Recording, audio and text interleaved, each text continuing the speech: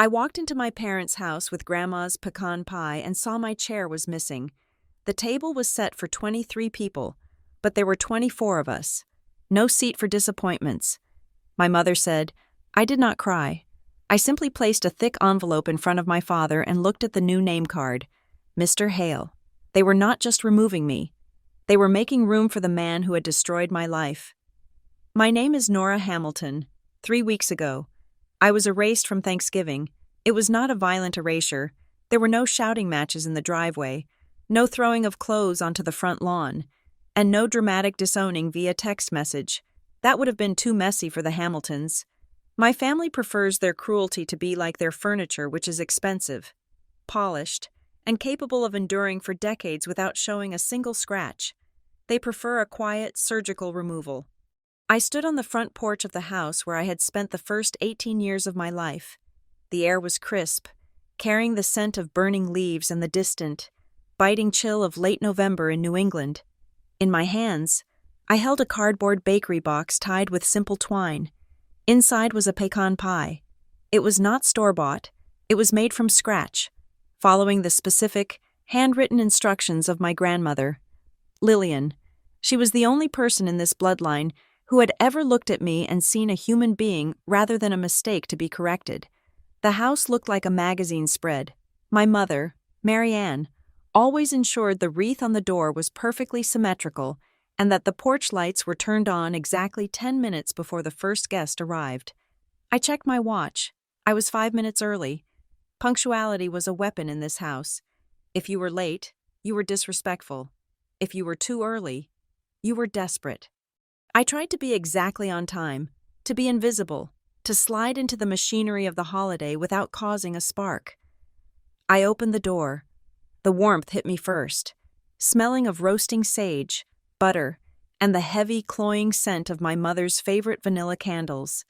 It smelled like a home. It smelled like the lie they had been selling to the neighbors for 40 years. I walked down the hallway, the floorboards silent under my boots. I could hear voices in the living room. My sister, Sloane, was laughing. It was that tinkling, high-pitched laugh she reserved for company. The one that sounded like champagne glasses touching. My father, Gordon, was murmuring something in his deep, reassuring baritone. It was the sound of a perfect American family. I turned the corner into the dining room. This was the theater where the main act always took place. The table was extended to its full length, covered in the heavy cream linen tablecloth that we were forbidden to touch as children. The good china, the spode with the hunting scenes, was laid out. The Waterford crystal goblets caught the light from the chandelier. It was breathtaking. It was a masterpiece of domestic architecture. I walked around the perimeter of the table, clutching the pie box against my chest like a shield. I began to count. 1, 2, 3, 4. I counted the high-backed chairs. I counted the settings of silver forks and knives, polished to a mirror shine. 21, 22, 23. I stopped. I frowned, doing the math in my head. The invite list was specific. My parents, Sloane and her husband, the aunts from my father's side, the cousins, the business partners my father always insisted on inviting to show off his prosperity, and me. There were 24 people expected today. I knew this because I had been included on the group email my mother sent out 2 months ago regarding dietary restrictions. There were only 23 chairs. I walked faster, my eyes scanning the hand-lettered name cards sitting above each dinner plate. My mother had hired a calligrapher again. The names were written in beautiful, swirling gold ink: Gordon, Mary Ann, Sloane, Richard, Aunt Denise, Uncle Bob. I went around the entire table. I circled it once, then I circled it twice. My heart began to hammer against my ribs, a dull, heavy rhythm of dread. It was a familiar feeling, one I had lived with since I was 6 years old, the sensation of waiting for the trapdoor to open beneath my feet.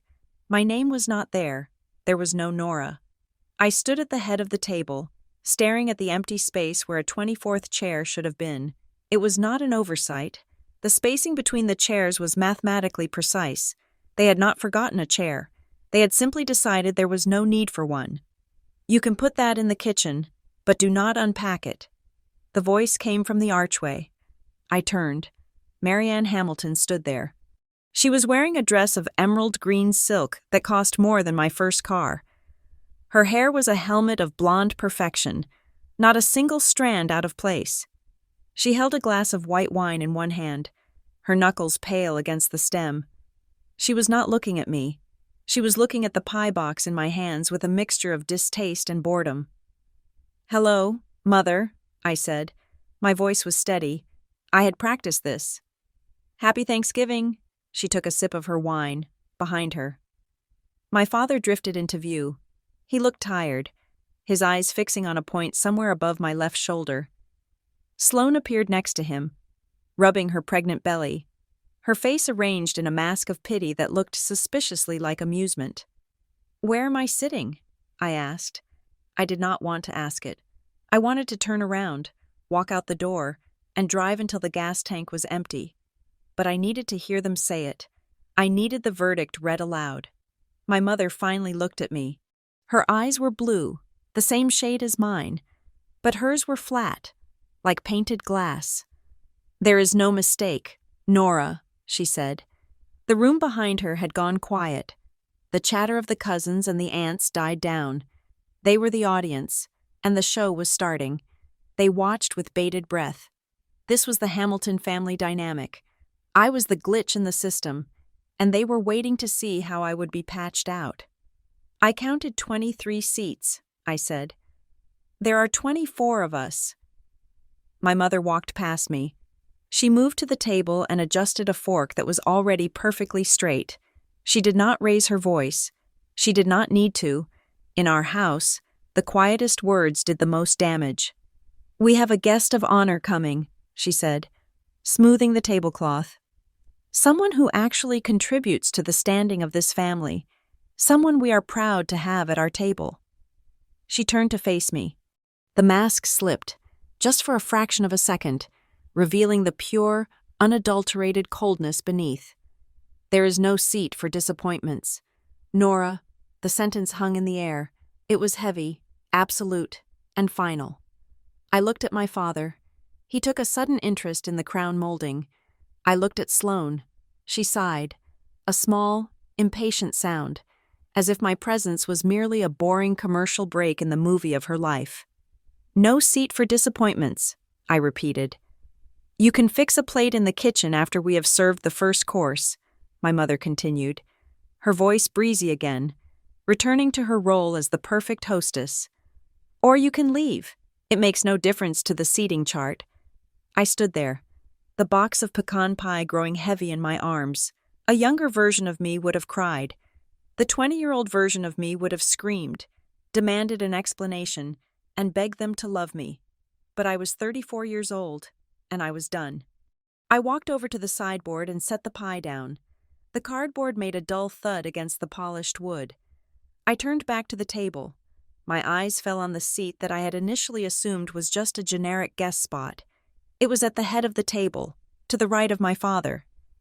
It was the position of highest honor, the position usually reserved for the most important person in the room. I looked at the name card in the swirling gold ink. Mr. Hale. My blood went cold. The name triggered a memory, a flash of something dark and unspoken that had haunted the edges of my childhood. Hale, the name my grandmother had whispered on her deathbed, the name that had appeared in the margins of old arguments I was never meant to hear. They had not just taken my seat, they had given it to him. The realization settled over me like a coat of armor. They thought they were shaming me.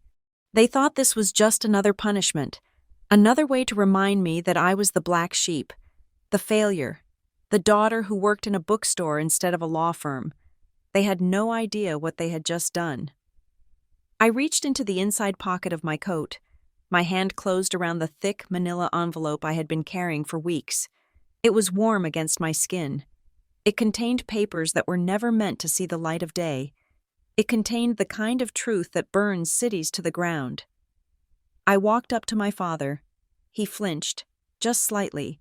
As I approached, he knew, somewhere, deep down in that cowardly heart of his, he knew what was coming. I did not scream. I did not throw the wine. I placed the envelope gently on his charger plate, right on top of the expensive, hand-painted pheasant. "Happy Thanksgiving, Dad," I said. My mother stepped forward, her eyes narrowing. "What is this? Take your trash and get out," I turned to her. For the first time in my life, I did not feel the urge to shrink. I felt tall. I felt dangerous. "You are right, Mother," I said. My voice was clear. It carried to the living room, to the kitchen, to the ears of every aunt and cousin straining to listen. "There is no seat for disappointments. That is exactly why I'm standing up."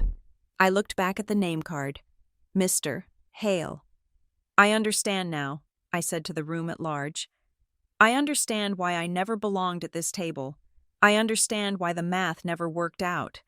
I looked my mother dead in the eye. "I am giving you back your lie," I said. "Enjoy your dinner with Mr. Hale.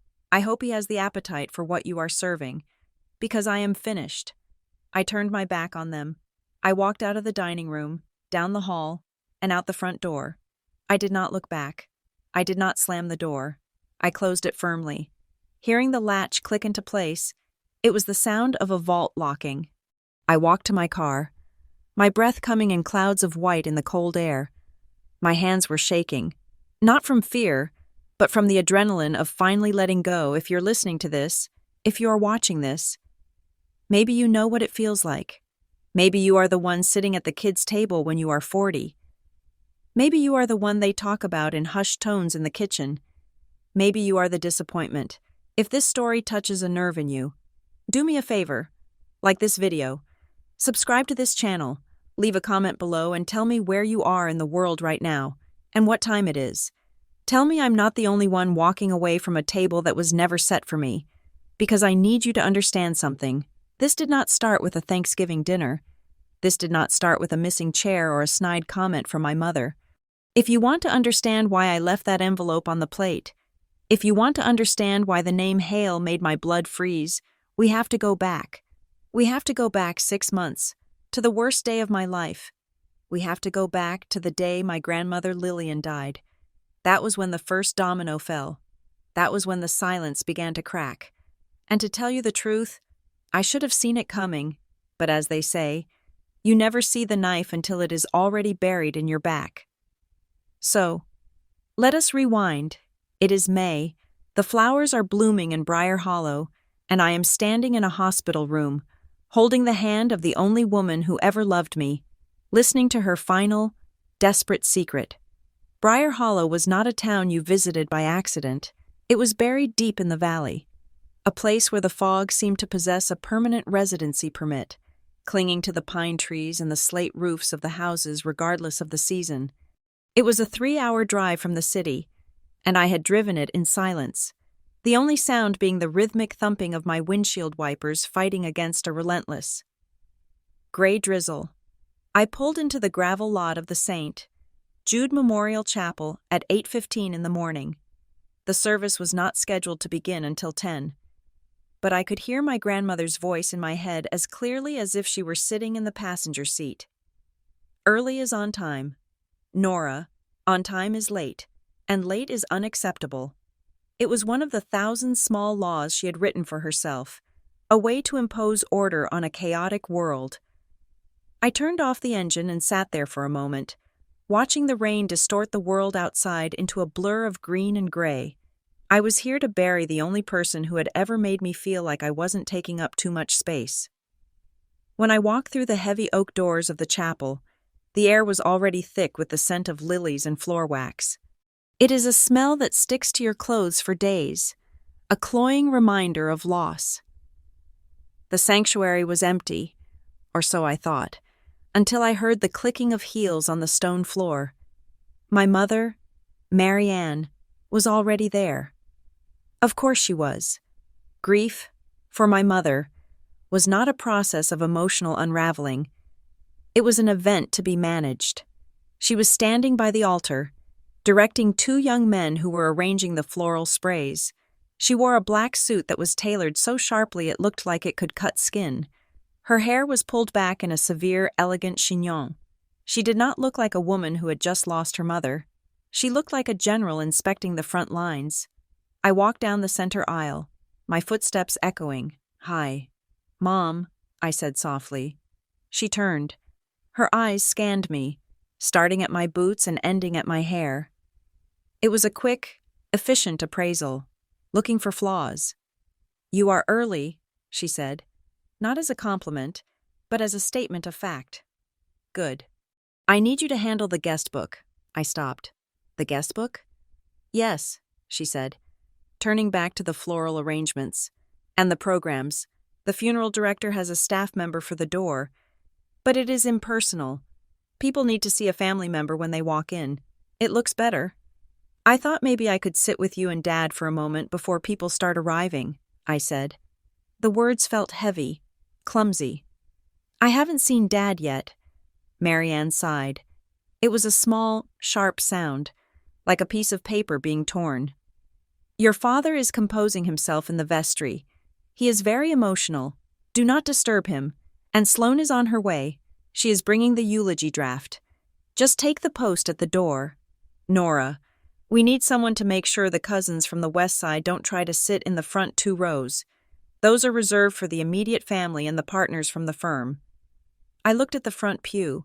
There were velvet ropes draped over the ends of the bench, reserved. "Immediate family. Am I not immediate family?" I asked. I didn't mean to be difficult. It was a genuine question. My mother adjusted a white rose, snapping a wilted leaf off the stem with a brutal efficiency. "Do not start, Nora. Not today. This is not about you. It is about honoring my mother with dignity. Standing at the door is an important job.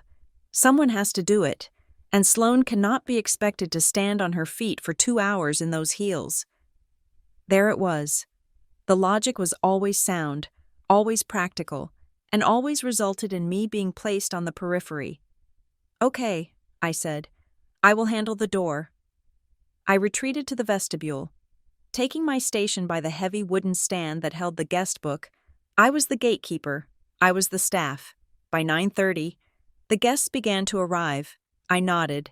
I shook hands. I handed out the glossy pamphlets with Grandma Lillian's picture on the cover.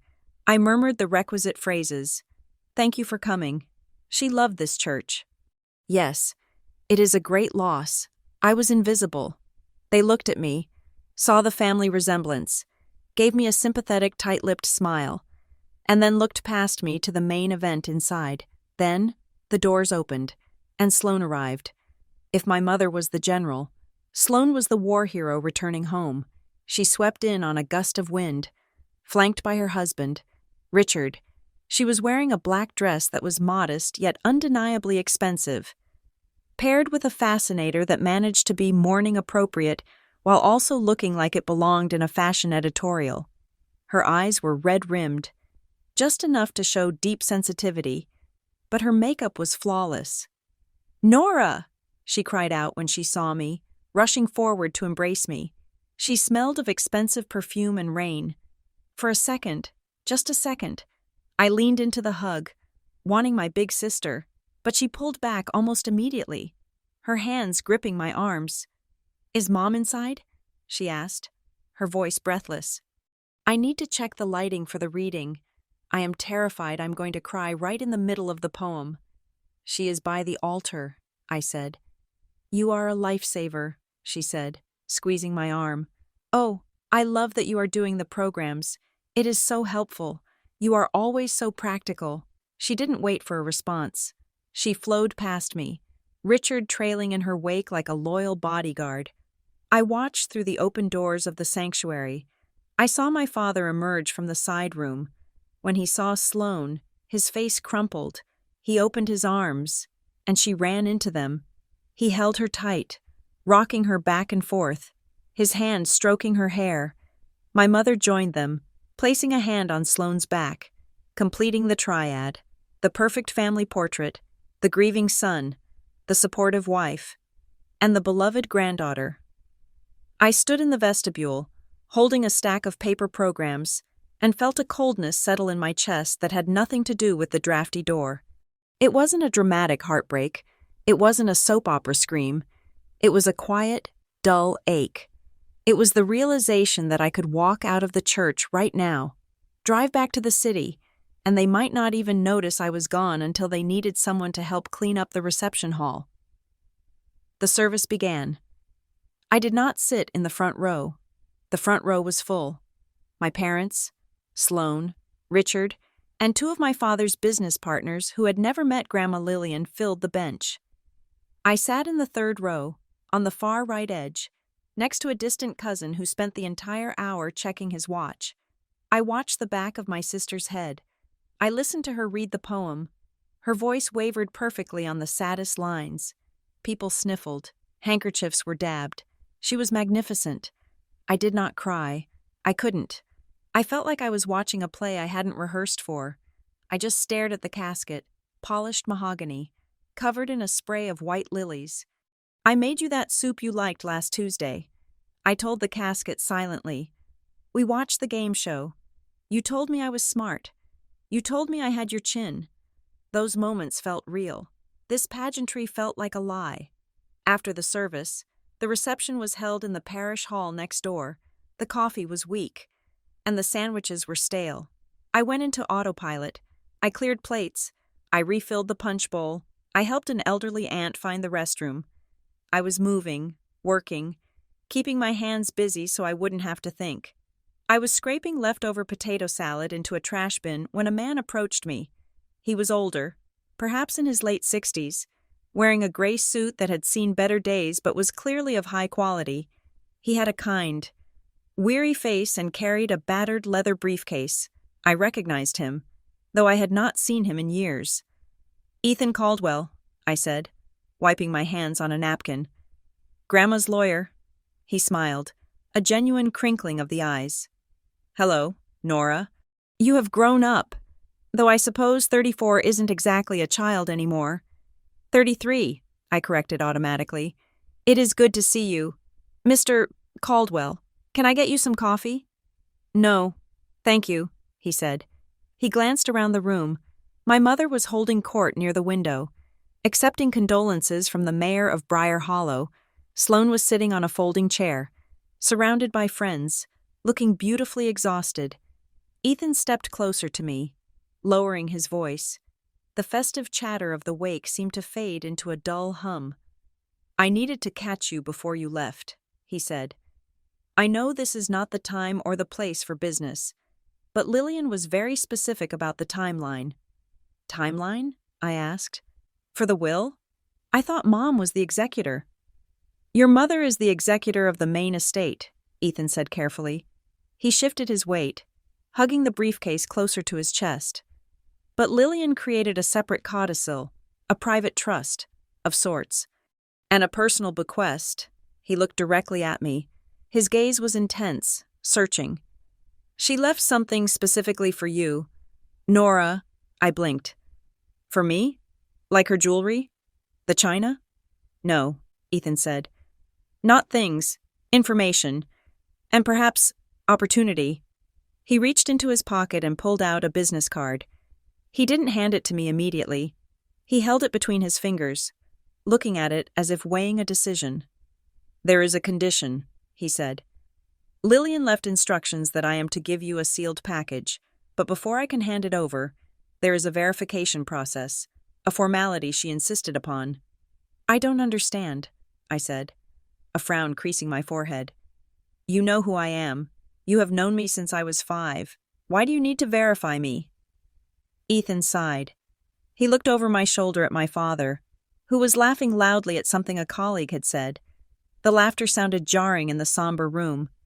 "It is not about proving you are Nora Hamilton," Ethan said enigmatically. "It is about proving connection, biological certainty." The words hung there.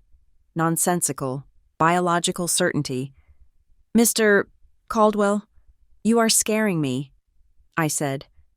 "What is going on?" He pressed the card into my hand. His fingers were cold. "I cannot say more right now.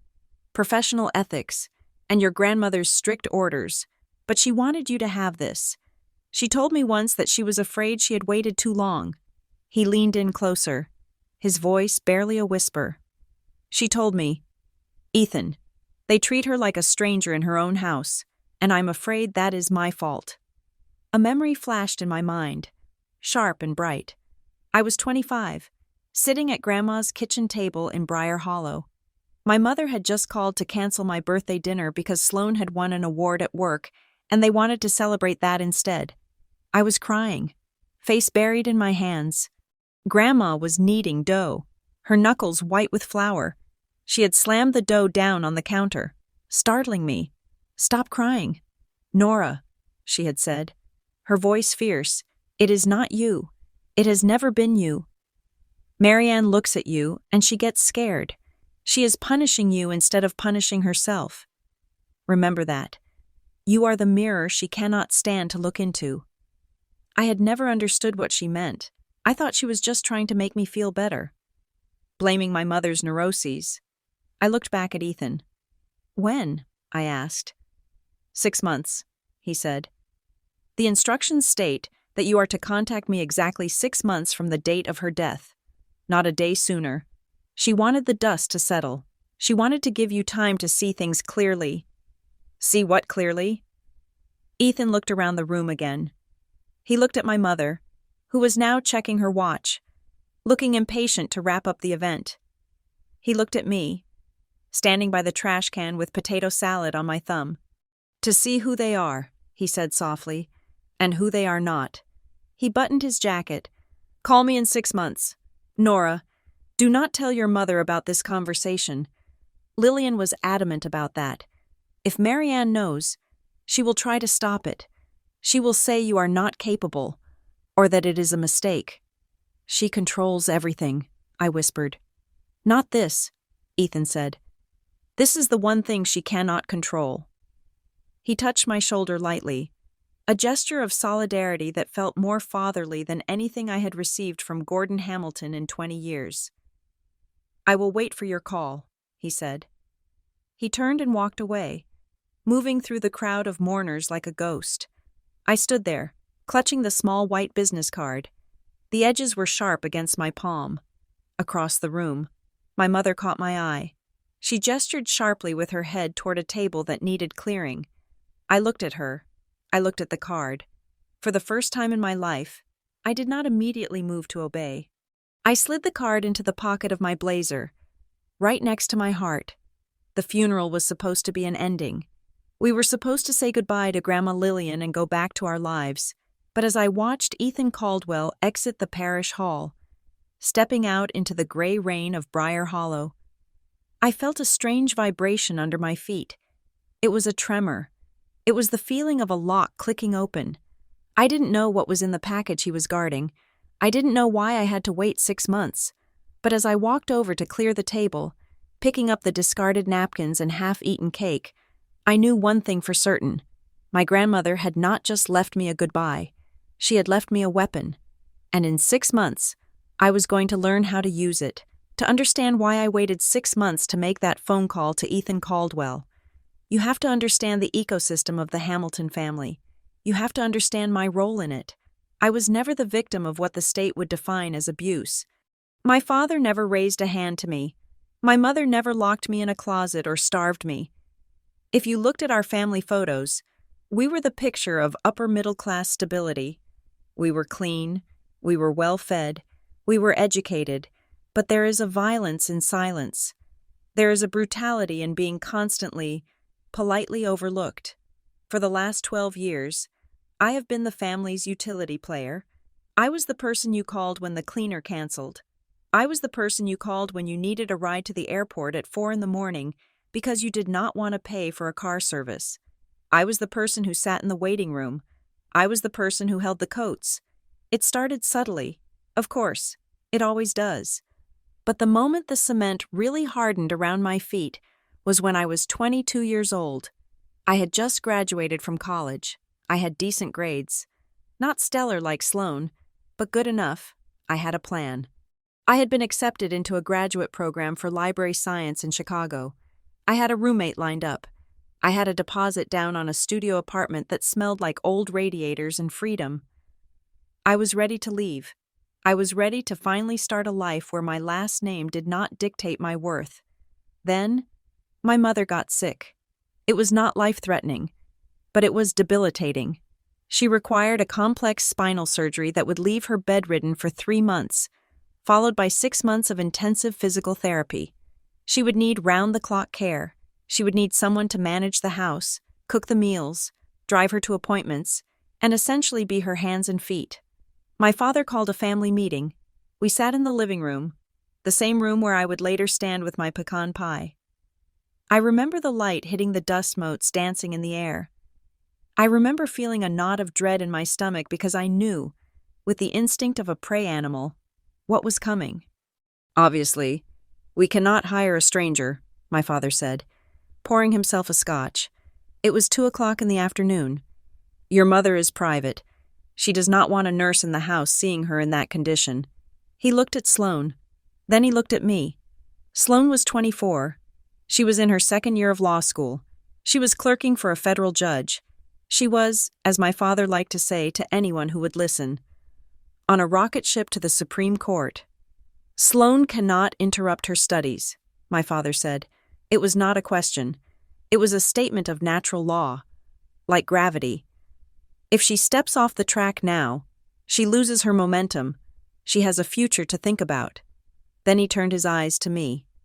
"Nora," he said, "you can defer, can't you? Chicago will still be there in a year." I remember looking at Sloane. I waited for her to say something. I waited for her to say that it wasn't fair, that I had a life too, that we should hire a professional nurse. But she just looked down at her cuticles and said nothing. She was relieved. She had been excused. "I have a deposit down on the apartment," I said quietly.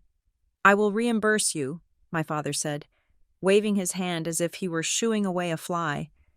"It is just a year. Nora, don't be selfish. Your mother needs you. Don't be selfish." That was the trap. If I said no, I was the ungrateful daughter abandoning her sick mother. If I said yes, I was erasing myself. I said yes. Of course I said yes. I was trained to say yes. I canceled the apartment. I deferred the acceptance. And then, a year later, when I tried to bring it up again, the moment had passed. My mother was better. But then my father had a health scare. Then the house needed renovations. Then it was just assumed that Nora was around. Nora was available. Nora didn't have anything important doing, so Nora could handle it. I never went to Chicago. Instead, I took a job at a local independent bookstore called Hearth and Quill Books. I loved that job. I still love it. It is a small, dusty place that smells of paper and vanilla. It is a place where people come not just to buy things, but to find things. I run the children's section. I organize the reading circles. I have customers who know my name and ask me what I'm reading. For 8 hours a day, I am a person with opinions and value. But to my family, my job is a punchline. At Christmas parties, when relatives would ask what I was doing, my mother would interject before I could speak. "Oh, Nora is still working at that little shop," she would say, her voice dripping with indulgent pity. "She likes the quiet. It gives her time to figure things out." As if I were in recovery. As if I were drifting. Meanwhile, Sloane became the sun around which our family orbited. She graduated top of her class. She got the job at the high-powered firm. She married Richard, who was equally successful and equally bland. Every dinner conversation was about Sloane's cases, Sloane's bonuses, Sloane's new house in the right zip code. "Sloane is a killer," my father would say, beaming with pride. "She takes no prisoners." I would sit there, chewing my roast beef, thinking about how I had spent the morning helping a dyslexic 7-year-old pick out a book he could actually read. I thought that was a victory, but in the Hamilton ledger, kindness was not a currency. Power was the only currency. I began to notice a pattern. It wasn't just that they favored Sloane, it was that they actively needed me to be less than her. If I bought a new dress, my mother would ask if it was on sale. If I mentioned a date, my father would make a joke about how the guy probably didn't have a 401k. If I expressed an opinion on politics or art, they would smile that tight, patronizing smile and change the subject. It took me a long time to realize the truth. I used to think they treated me this way because I wasn't good enough. I thought if I worked harder, if I made more money, if I married a senator, they would finally look at me the way they looked at Sloane. But during those long nights when I was caring for my mother after her surgery, I realized something terrifying.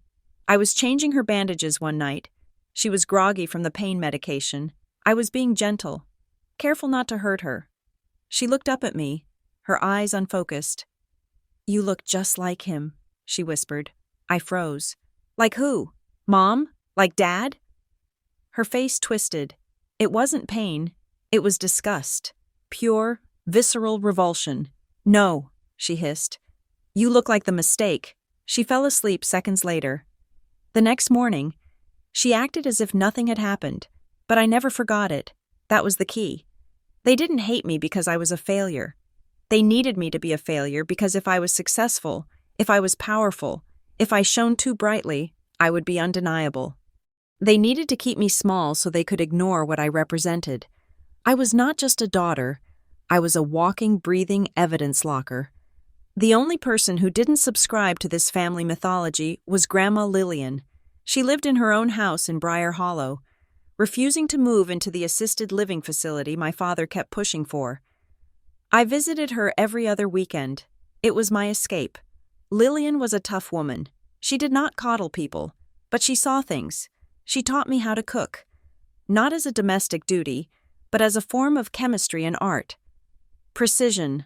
Nora," she would say, tapping the wooden spoon against the counter.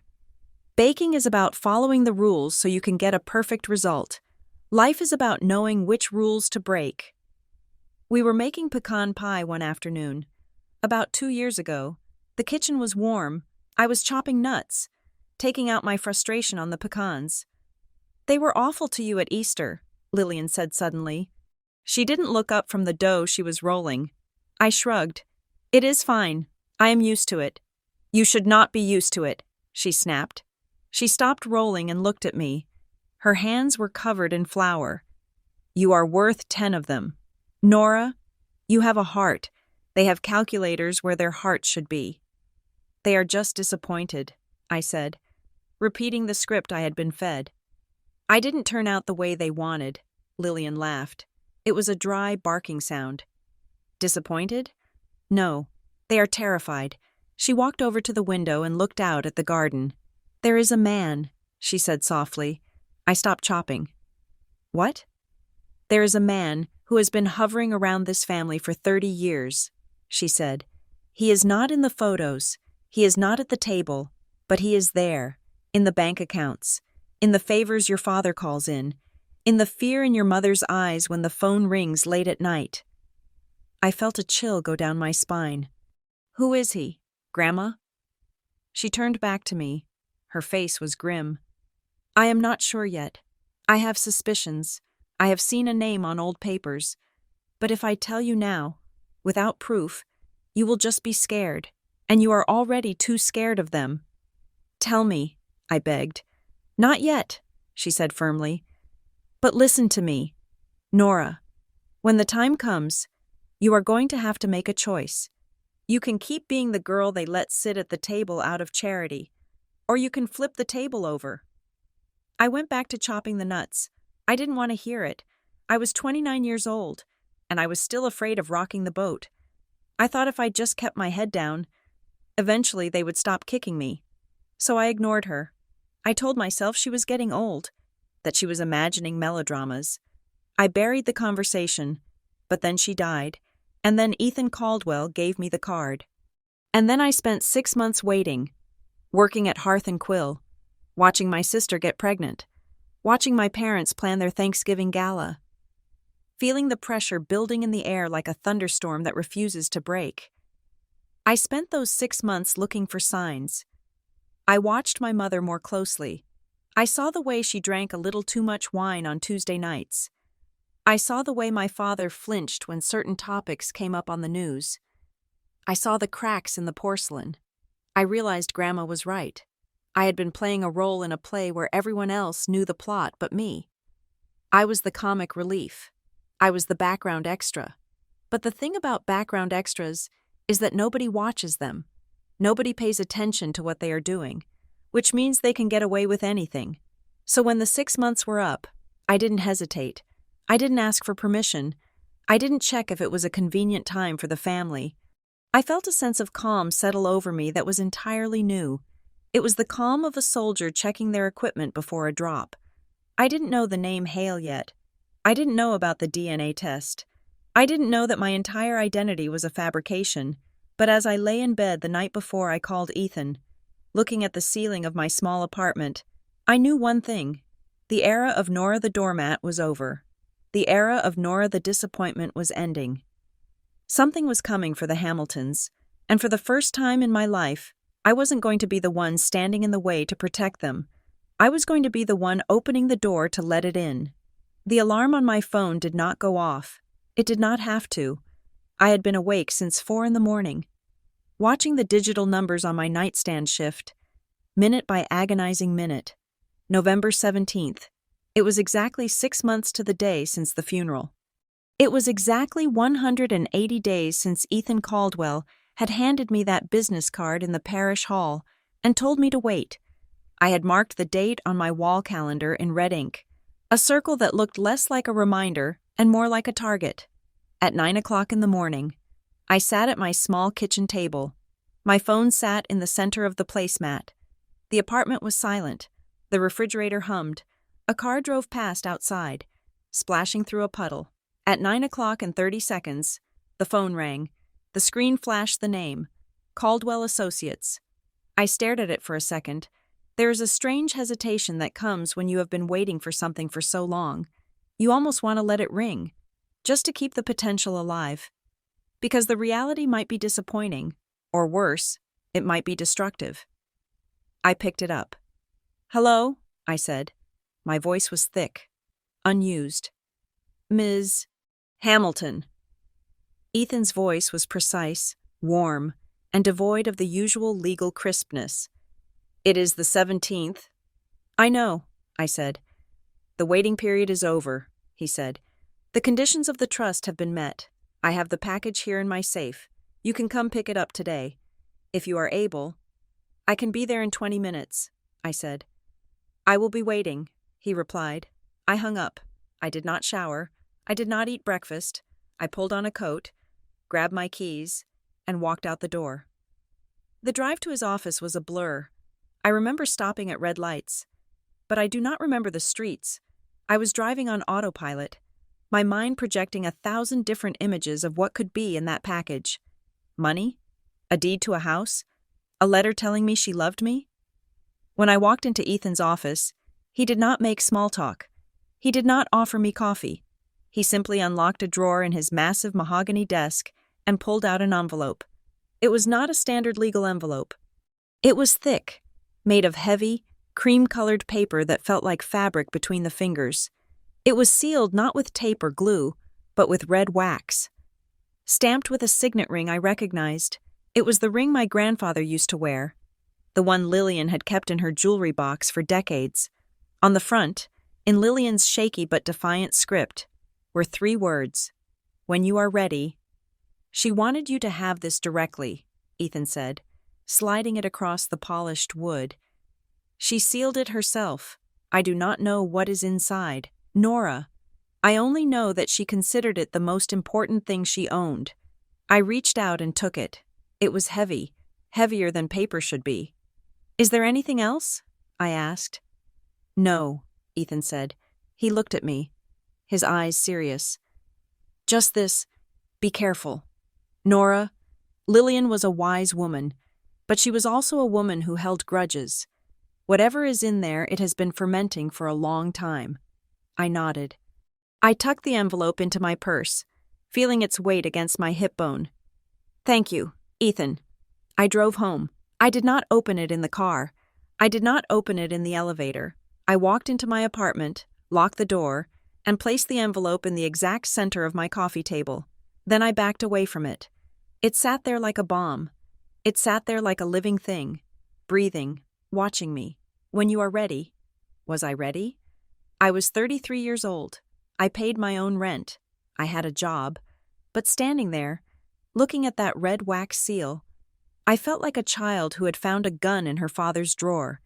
I knew that once I broke that seal, I could never go back to being the Nora I was yesterday. The Nora of yesterday was frustrated and marginalized. Yes, but she was safe. She knew the rules of the game. I was pacing the living room, chewing on my thumbnail. When my phone rang again, I jumped. My heart hammered against my ribs. I thought maybe it was Ethan calling me back, telling me it was a mistake. I looked at the screen. Mother. I froze. My mother never called me in the middle of a workday. My mother never called me. Period. Unless she needed something logistical handled. Pick up the dry cleaning. Did you send the card to Aunt Carol? We need you to drive Dad to the eye doctor. I cleared my throat and answered. Hello? Nora. Marianne's voice came through the line, sharp and static-free. I hope you are not busy. I need to go over the timeline for next Thursday.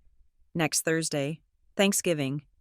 I am at home, I said, omitting the fact that I was staring at a mysterious envelope from her dead mother. What do you need? We are changing the schedule, she said. She sounded stressed, which for Marianne meant she was speaking slightly faster than usual. We need you here at 2:00, not 4. 2. 2? I asked. Dinner isn't until 5. Why do I need to be there 3 hours early? Because this is not a normal Thanksgiving, Nora, she snapped. We have a guest of honor coming, someone very important to the firm, and to the family's future. Everything has to be perfect. I need you to help the caterers set up the hors d'oeuvre station, and I need you to make sure the coat room is organized. We are expecting 24 people. Who is the guest? I asked.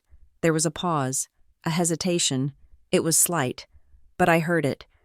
A senior partner, she said dismissively. It does not matter who he is. What matters is that he is accustomed to a certain level of excellence. Sloan is bringing him. Sloan is bringing him? I repeated. Yes. He has taken a mentorship interest in her career. It is a massive opportunity for her. If this dinner goes well, she could be looking at a junior partnership before she is 30. So, I need you to not be, Be what? Mom? I asked, my grip tightening on the phone. Difficult, she said. Sloppy, late, just be helpful. Nora, for once, just be helpful. This is Sloan's night. Don't make it about you. I never make it about me, I said quietly. Good, she said. 2:00, and wear something appropriate. Not those boots you wear to the bookstore. The line went dead. I lowered the phone. The silence of the apartment rushed back in. But now it felt charged with a new kind of tension. This is Sloan's night. Of course it was. It was always Sloan's night. I was just the stagehand moving the props so the star could hit her mark. I sat down on the sofa and opened Instagram. I didn't have to scroll far. Sloan's post was at the very top of my feed. It had been posted 20 minutes ago. It was a photo of her and Richard. They were standing in a field of tall, golden grass. Professional photography. Obviously. Richard had his hand on her stomach. Sloan was looking down at him with a beatific smile, wearing a cream-colored sweater that looked soft enough to sleep in. The caption read, "So many blessings to count this year. New life, new chapters, and big announcements coming at the Hamilton table. Can't wait to share our joy with the people who matter most. Thanksgiving, blessed family." First, I stared at the hashtag, Family First. It was almost funny. It was the kind of irony that tasted like copper in your mouth. I looked from the glowing screen of my phone to the heavy cream envelope on the table. 2 narratives. On the phone, the Hamilton family version. Sloan is the golden child, pregnant, successful, bringing a VIP guest to dinner who will elevate their status even higher. The family is perfect. The future is bright. Nora is the help. On the table. The Lillian version. A sealed secret. A warning. When you are ready. I realized then that the guest of honor, this mysterious partner Sloan was bringing, was not just a guest. He was a symbol. He represented the world my parents valued. The world of law, of power, of prestige. The world Sloan belonged to effortlessly. The world that had rejected me. My mother wanted me there early to polish the silver for a man who represented everything I was not. She wanted me to serve the system that had spent 30 years telling me I was inadequate. I felt a flash of anger so hot it made my vision blur. I stood up and walked to the window. The sky was turning a bruised purple as the sun went down. It was going to be a cold night. I could leave the envelope closed. I could put it in a drawer. I could go to Thanksgiving at 2 o'clock. I could hang the coats. I could serve the appetizers. I could smile when Sloane announced her pregnancy and watch my father cry tears of joy he had never shed for me. I could continue to be the safe, invisible Nora, or I could turn around. I could break that wax seal. I looked at the envelope again. It seemed to pulse in the dim light. What if the truth was worse than the silence? What if Lillian had left me something that would hurt me more than their neglect ever could? What if the reason they treated me like a mistake was because I actually was one? Fear is a cold thing. It starts in the stomach and works its way out to the fingers. My hands were shaking, but then I heard my mother's voice in my head again. No seat for disappointments. She hadn't said it yet. That line was waiting for me in the future, 3 weeks from now. But the sentiment had been there in her voice on the phone. Just be helpful. Don't be you. I was tired of being helpful. I was tired of being the supporting character in my own life. I walked back to the table. I sat down. I didn't turn on the lamp. The streetlights outside cast long, shifting shadows across the room. I reached out and placed my hand on the envelope. The paper was cool. The wax was hard and uneven under my fingertips. I traced the shape of the signet ring impression. You knew, didn't you, Grandma? I whispered to the empty room. You knew they would do this. She had known that eventually. The Hamiltons would push me too far. She had known that I would need something more than just resilience to survive them. She had given me a choice. I could stay in the dark, or I could light a match and see what was hiding in the corners. I took a breath. It was a deep, shuddering breath that filled my lungs with the stale air of the apartment. I slid my finger under the flap of the envelope, right next to the wax seal. I thought about Sloane's perfect photo. I thought about my father's dismissive wave. I thought about the guest of honor who needed a perfect table. If they were going to have a show, they deserved a plot twist. I applied pressure. The paper resisted for a fraction of a second, and then, with a sharp, satisfying crack, the red wax snapped. The seal was broken. Okay, Grandma, I said into the darkness. I am ready. I turned the envelope upside down. The contents slid out onto the coffee table with a soft hiss of paper against wood. It was not a single document. It was a chaotic, curated collection of a life's work. The final project of a woman who had spent her dying days playing detective in her own family history. There were 4 distinct items. First, a handwritten letter on her personal stationery, the paper thick and smelling faintly of the lavender sachets she kept in her desk drawers. Second, a stapled document with a blue cover sheet, looking clinical and official. Third, a grainy photocopy of an old photograph. And finally, a small, yellow square of paper, a sticky note, with a single sentence scrawled on it in black marker. I sat there for a long time, just looking at the pile. The streetlights outside had flickered on, casting long amber bars of light across the floor, but I did not get up to turn on the overhead lamp. I felt that if I added more light, the reality of what sat before me might evaporate. I reached for the letter first. My hands were trembling, not violently, but with a fine, high-frequency vibration that made the paper rattle as I held it. My dearest Nora. It began. I could hear her voice in the loops of the D and the sharp cross of the T. If you are reading this, I am gone, and you have waited the 6 months I asked of you.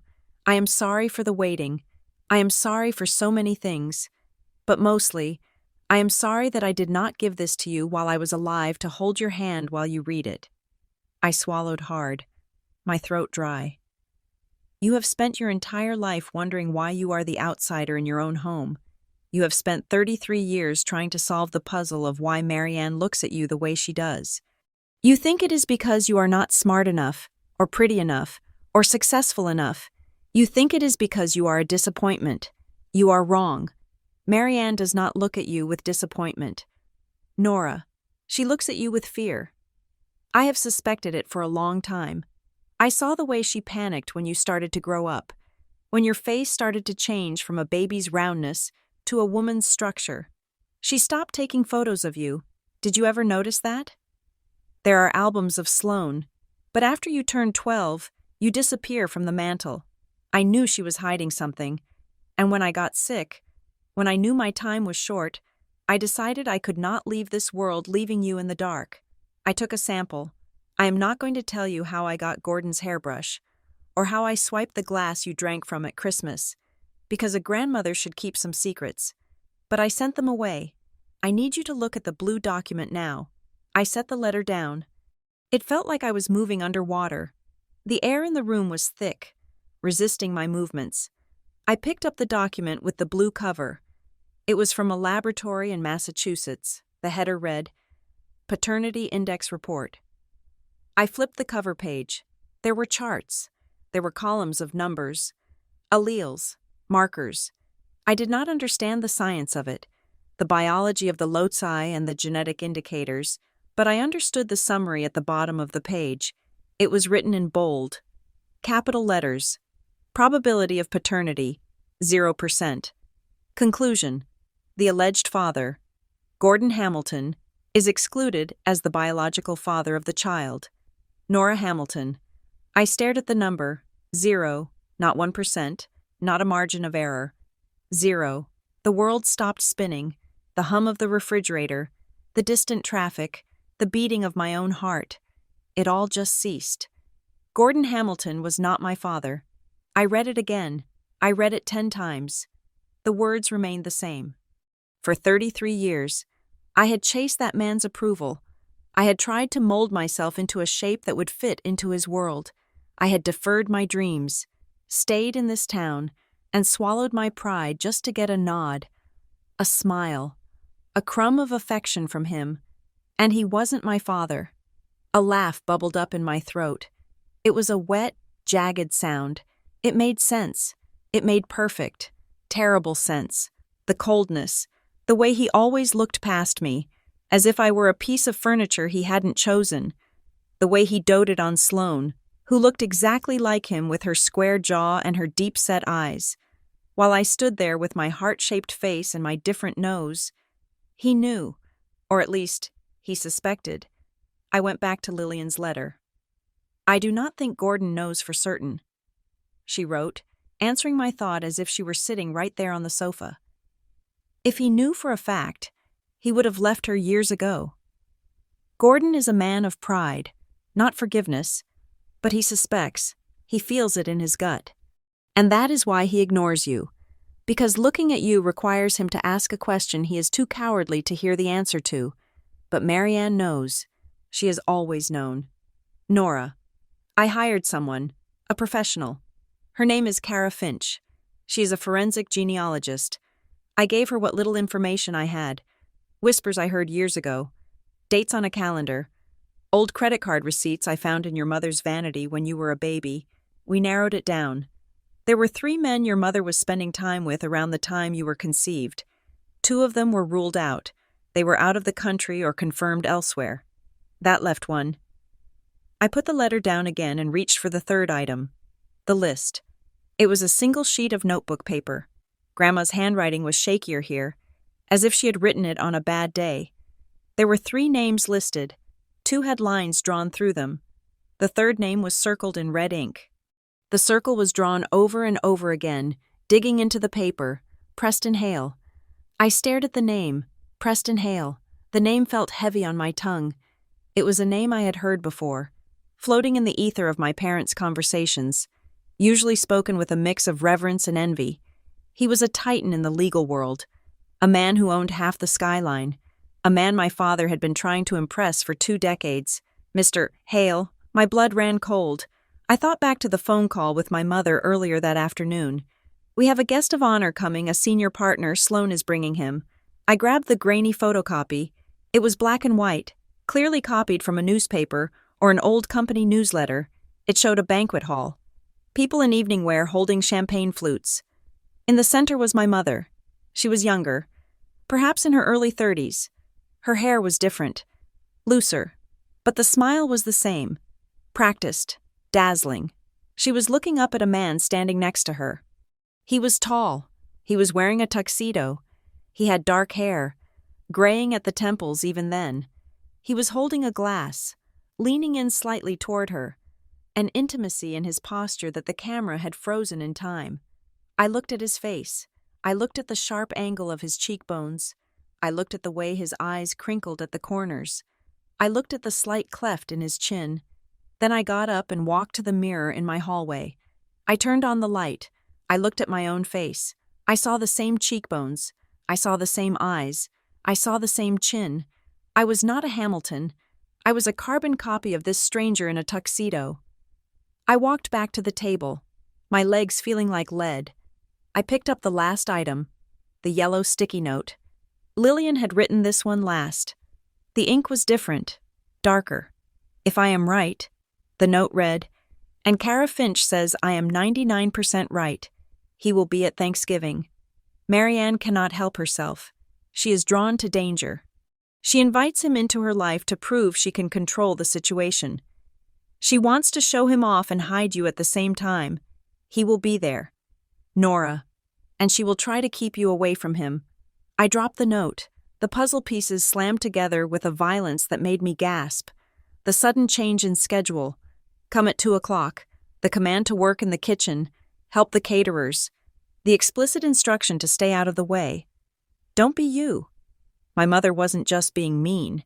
She was conducting a tactical operation.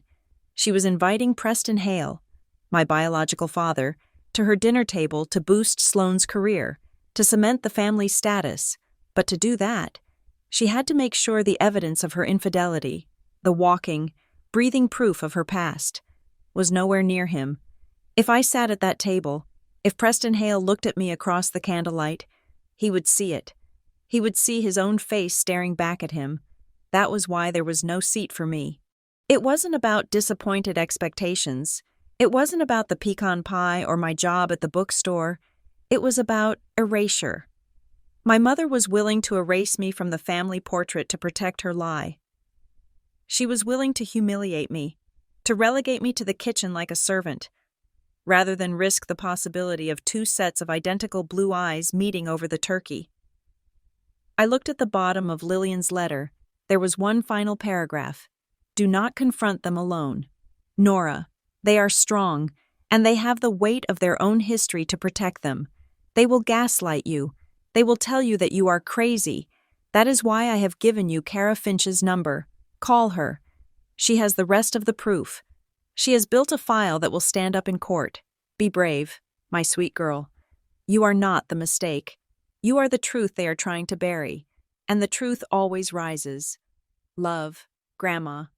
I folded the letter. I placed it back in the envelope. I put the DNA report, the photo, and the list in with it. I pressed the flap down, though the wax seal was broken and would never close again.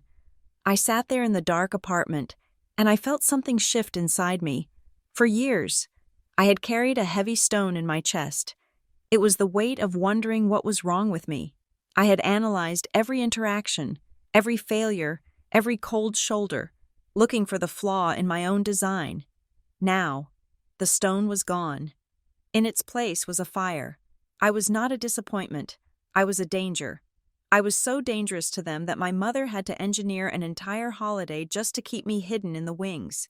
I was so dangerous that my father had spent 30 years looking through me because he was terrified of what he might see. I looked at the clock on the wall. It was 7 o'clock in the evening. Thanksgiving was in 3 days. I picked up my phone. My thumb hovered over the keypad. I could call Kara Finch. I would call her, but not tonight. Tonight, I had to make a decision. My mother wanted me to come at 2 o'clock. She wanted me to be the good little soldier, the invisible daughter, the help. She wanted me to facilitate the very event that was designed to celebrate the man she had lied about for 3 decades. She wanted to sit at the head of the table, flanked by her husband and her lover, or ex-lover, or whatever Preston Hale was to her. while her illegitimate daughter washed dishes in the back. It was a bold plan. It was almost impressive in its sociopathy, but it had one fatal flaw. She assumed I was still the Nora who begged for scraps. She assumed I was still the Nora who believed the lie. I stood up. I walked to the window and looked out at the city lights. "No seat for disappointments," I whispered. The words tasted different now. They didn't taste like shame. They tasted like fuel. She was right. There was no seat for disappointments at that table. But she had miscalculated who the disappointment was. I wasn't going to hide in the kitchen. I wasn't going to come at 2 o'clock. I was going to walk through that front door when the dinner bell rang. I was going to walk in with this envelope in my hand, and I was going to introduce myself to Mr. Hale. My mother had spent 34 years constructing a house of cards. She had glued it together with silence and fear. She thought she was the architect of this family. But as I looked at the envelope one last time, realizing that the man coming to dinner was the man who shared my DNA, I knew something she didn't. I wasn't the architect. I was the wrecking ball. And I was coming to dinner. I pulled my car into the driveway at exactly 2 o'clock. The house was already vibrating with activity. Even from the driveway, I could feel the hum of performative perfection that radiated from the brickwork. The landscaping was immaculate, the hedges trimmed into razor-sharp lines, and a wreath made of dried autumn leaves and velvet ribbons hung on the front door. It looked like the cover of a lifestyle magazine, the kind that tells you how to have a stress-free holiday while subtly implying that your current life is inadequate. I checked my reflection in the rearview mirror. I was wearing a navy blue dress that was modest, tailored, and boring. I had pulled my hair back. I looked harmless. I looked like Nora the bookseller, Nora the helper, Nora the background noise. But inside my purse, resting against my hip, was the envelope. It felt hot, as if the broken wax seal was leaking radiation. I got out of the car. The air smelled of wood smoke and expensive mulch. I walked up the path, my boots clicking on the stone. I did not knock. I still had a key, a small piece of metal that felt increasingly heavy on my keychain, like a lie I was carrying around in my pocket. I opened the door and was immediately hit by a wall of sensory overload. The house smelled incredible. It was a weaponized scent of roasting turkey, caramelized onions, sage, and the heavy, sweet perfume of cinnamon candles. It was the smell of a happy childhood, manufactured in a laboratory. "Nora, is that you?" My mother's voice came from the kitchen. It was not warm. It was the tone of a project manager checking off a checklist item. Resource arrived. Check. "I am here," I called out. I walked into the dining room. The table was magnificent. My mother had outdone herself. The centerpiece was a cascading arrangement of pumpkins, gourds, and gold-sprayed wheat. The crystal glasses sparkled under the chandelier light. The good china, the set we were forbidden to breathe on when we were kids, was laid out with military precision. I stopped. I began to count. I knew there were 24 people. I had seen the list. I had heard the head count. 1, 2, 3. I moved my eyes down the length of the mahogany table. 10, 11, 12. I rounded the corner.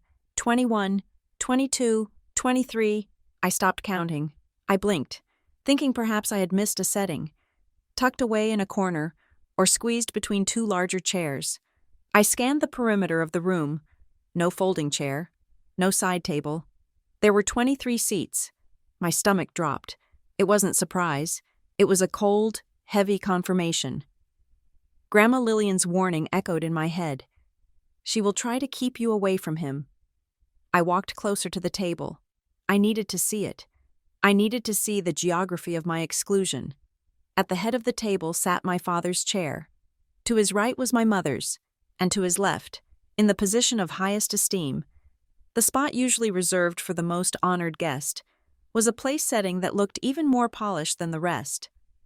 I leaned over and read the card, written in that swirling, beautiful gold script, Mr. Hale. I stared at the name.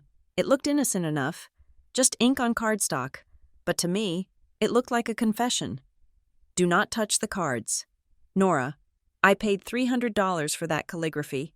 Marianne Hamilton swept into the room. She was wearing a silk apron over her emerald dress, looking flustered but triumphant. She held a stack of linen napkins in her hands. "There is a chair missing," I said. My voice was steady, which surprised me. "Oh, yes," she said, not looking at me. She began placing the napkins on the plates, adjusting them with sharp, quick movements. We had a bit of a squeeze. With Sloane's pregnancy, she needs more room, and Richard is broad, and this new partner well. We couldn't crowd the table. It would look desperate. She finally looked up at me. Her eyes were blank, glassy with the stress of hosting. "You can eat in the kitchen," she said. "The counter is set up. It is quieter there anyway. You hate making small talk with your father's colleagues." "I am 33 years old," I said. "You want me to eat at the children's table? In the kitchen?" "There are no children coming. Nora," she said, snapping a napkin into a fan shape. "It is just an overflow seat. Don't make it a thing. We need the space for the important guests." Important guests. I looked back at the card. Mr. Hale. "You mean him," I said, pointing to the card. My mother froze. Her hand hovered over the porcelain plate. For a second, just a split second, the mask slipped. I saw a flicker of panic in her eyes, a tightening of the muscles around her mouth. "Mr. Hale is a senior partner," she said, her voice dropping an octave. "He is vital to Sloane's future. He is vital to this family's standing. Yes, he is important, much more important than your need to sit and pout about your seating assignment." "Is that the only reason he is here?" I asked. "Because of Sloane?" Marianne turned to face me fully. She smoothed her apron. "What is that supposed to mean?" "I mean," I said, stepping closer to her, "it seems like a lot of effort. The best china, the gold ink, putting him at Dad's left hand. It seems personal." "You are being ridiculous," she hissed. "This is business, something you would understand if you had ever ambition beyond shelving paperbacks. Now, go to the coat room.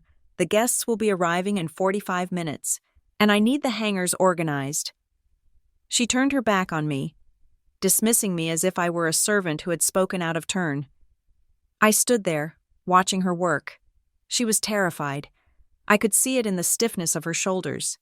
She was terrified that if I sat at that table, if I sat next to Preston Hale, the symmetry of her lie would shatter. "Nora!" Sloane waddled into the dining room. She looked glowing, ethereal in a cream-colored maternity dress that probably cost more than my car. She was holding a glass of sparkling cider. "Stop bothering Mom," Sloane said, coming up beside me. She glanced at the table, then at me. "Oh, did she tell you about the seating? Look, don't be sensitive, okay? It is just logistics. We have 24 bodies and 23 antique chairs. You are the only one who fits at the kitchen counter comfortably." "I fit?" I asked. "Or I don't matter?" Sloane rolled her eyes. "Oh my God, here we go. The victim complex. This is a grown-up dinner. Nora, there are going to be conversations about law, about the firm, about things that actually affect our future. You would be bored. Honestly, you should be thanking us. You can read your book in the kitchen." She patted my arm. It was a patronizing, pitying touch.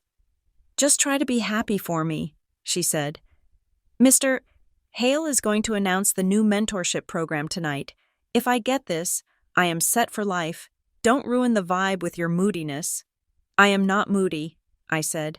"I am just wondering why a stranger gets my seat." "He is not a stranger," Sloane said, beaming at the name card. "He is well. He is like a legend. Mom says he has been watching out for us for years. He is practically family." The irony was so sharp it almost cut my tongue. Practically family. "Yeah," I whispered. "Practically."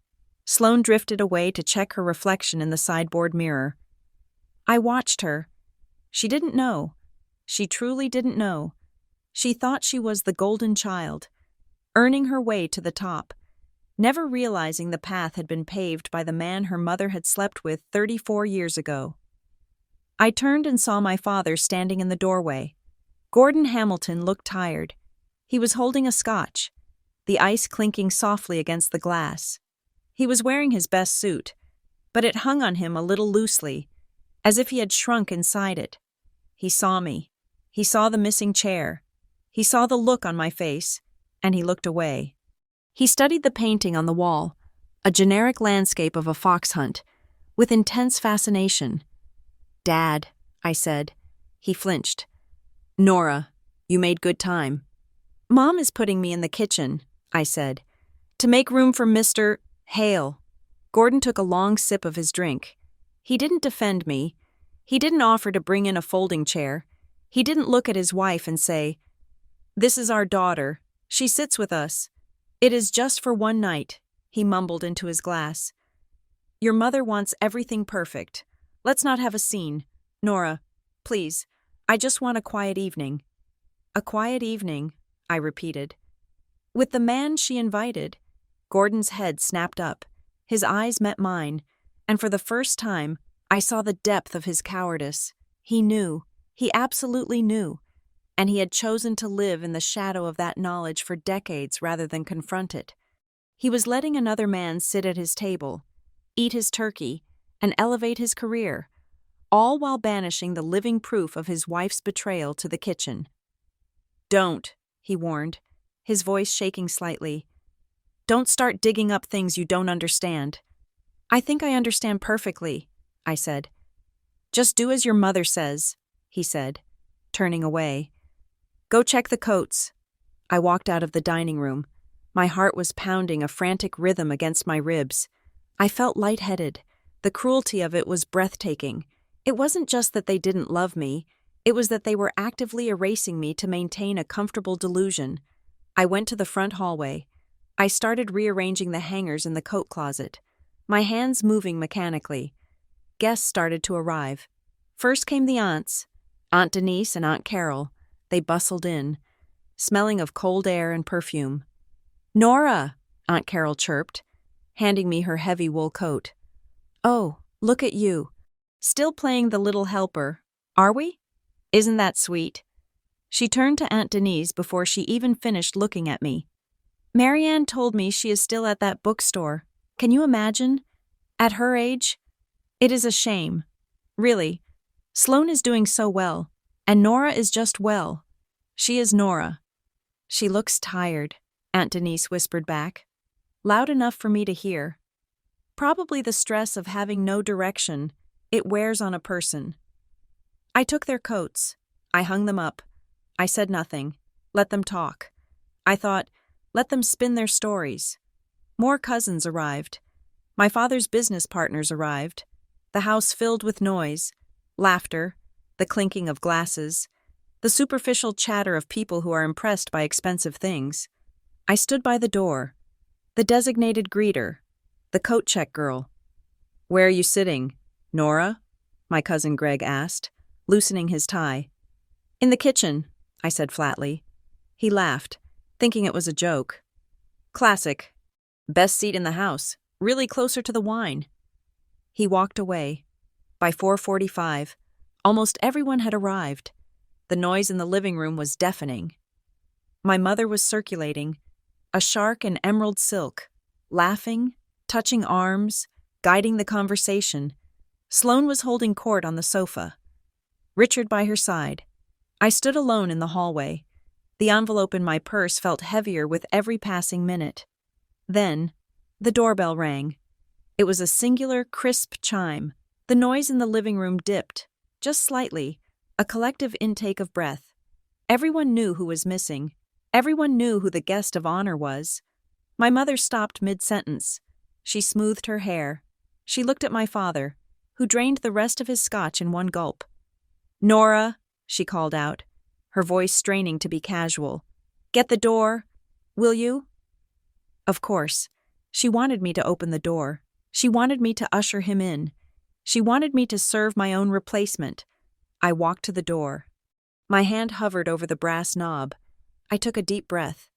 I thought about the DNA report. I thought about the 0%.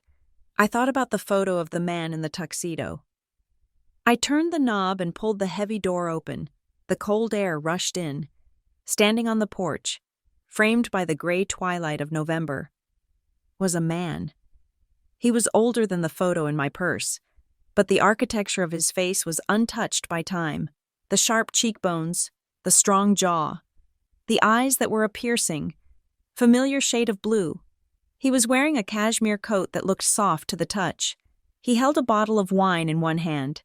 He looked at me. His eyes widened slightly. Just a fraction. A flicker of recognition? Or just the surprise of seeing a face that echoed his own staring back at him from the doorway of Gordon Hamilton's house? "Good evening," he said.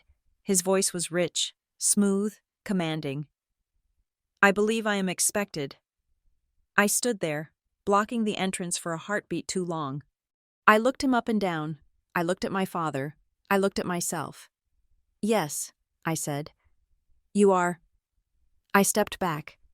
"Please," I said, sweeping my arm toward the hallway where my mother was waiting with a frozen, terrified smile. "Come in, Mr. Hale. We have been saving a seat for you." He stepped over the threshold. The scent of his cologne, sandalwood, and expensive tobacco washed over me. It was a scent I didn't know, and yet, somehow, I remembered. He walked past me, into the warmth of the house, into the trap my mother had set, unaware that I was standing behind him, holding the match that was about to burn it all down. The door clicked shut behind Preston Hale, sealing the warmth and the lie inside the house. I was left standing in the foyer, the after-image of his face, my face, burned into my retinas. My heart was hammering against my ribs, a frantic, bird-like rhythm that made my hands shake. I needed air. I needed to get away from the scent of cinnamon and roasting turkey, which now smelled less like a holiday and more like a crime scene. I turned to retreat to the kitchen, to the exile my mother had prescribed, when a hand caught my elbow. It was a soft grip, warm and firm. I flinched, expecting my mother's manicured claws or Sloane's dismissive pat, but when I turned, I saw the kind, weary eyes of my Aunt Denise. Denise was my mother's younger sister, but the two of them could not have been more different, where Marianne was sharp angles and polished steel. Denise was soft edges and worn velvet. She was the only person in the family, other than Grandma Lillian, who had ever looked at me without doing a mental calculation of my net worth. She had arrived earlier with the other aunts, but in the chaos of the coat check, we hadn't had a moment to speak. Now, she was looking at me with an intensity that cut through the social noise. "Nora," she said, her voice low, "you are shaking." "I am fine," I lied. "Just cold from the door." Denise didn't let go of my arm. She steered me slightly to the side, away from the flow of guests moving toward the living room where Preston Hale was currently being greeted like a visiting head of state. She looked toward the dining room, her eyes narrowing as she scanned the table. She counted the chairs. I saw her lips move, counting to 23. She sighed. It was a sound of deep, exhausted familiarity. "Again?" she asked, looking back at me. "No seat for you again?" "Mom said it is a numbers issue," I said, my voice brittle. "I am sitting in the kitchen to make room for the guest of honor." Denise's expression hardened. She looked toward the living room, where the sound of my mother's laughter was tinkling like broken glass. "That is not a numbers issue," Denise said quietly. "That is a cruelty issue. I should have brought a folding chair. I told Carol we should bring one, but she said Marianne would be offended." "It is fine, Aunt Denise," I said. "I am used to it." "You should not be used to it," she snapped, echoing the exact words Grandma Lillian had said to me in her kitchen 2 years ago. The similarity of the phrasing hit me. Denise had been there. Denise had been close to Lillian at the end. I looked at her, really looked at her. She wasn't just sympathetic. She looked guilty. She looked like someone carrying a heavy bag she had been desperate to put down for a long time. "Come with me," I said. I didn't wait for her to agree.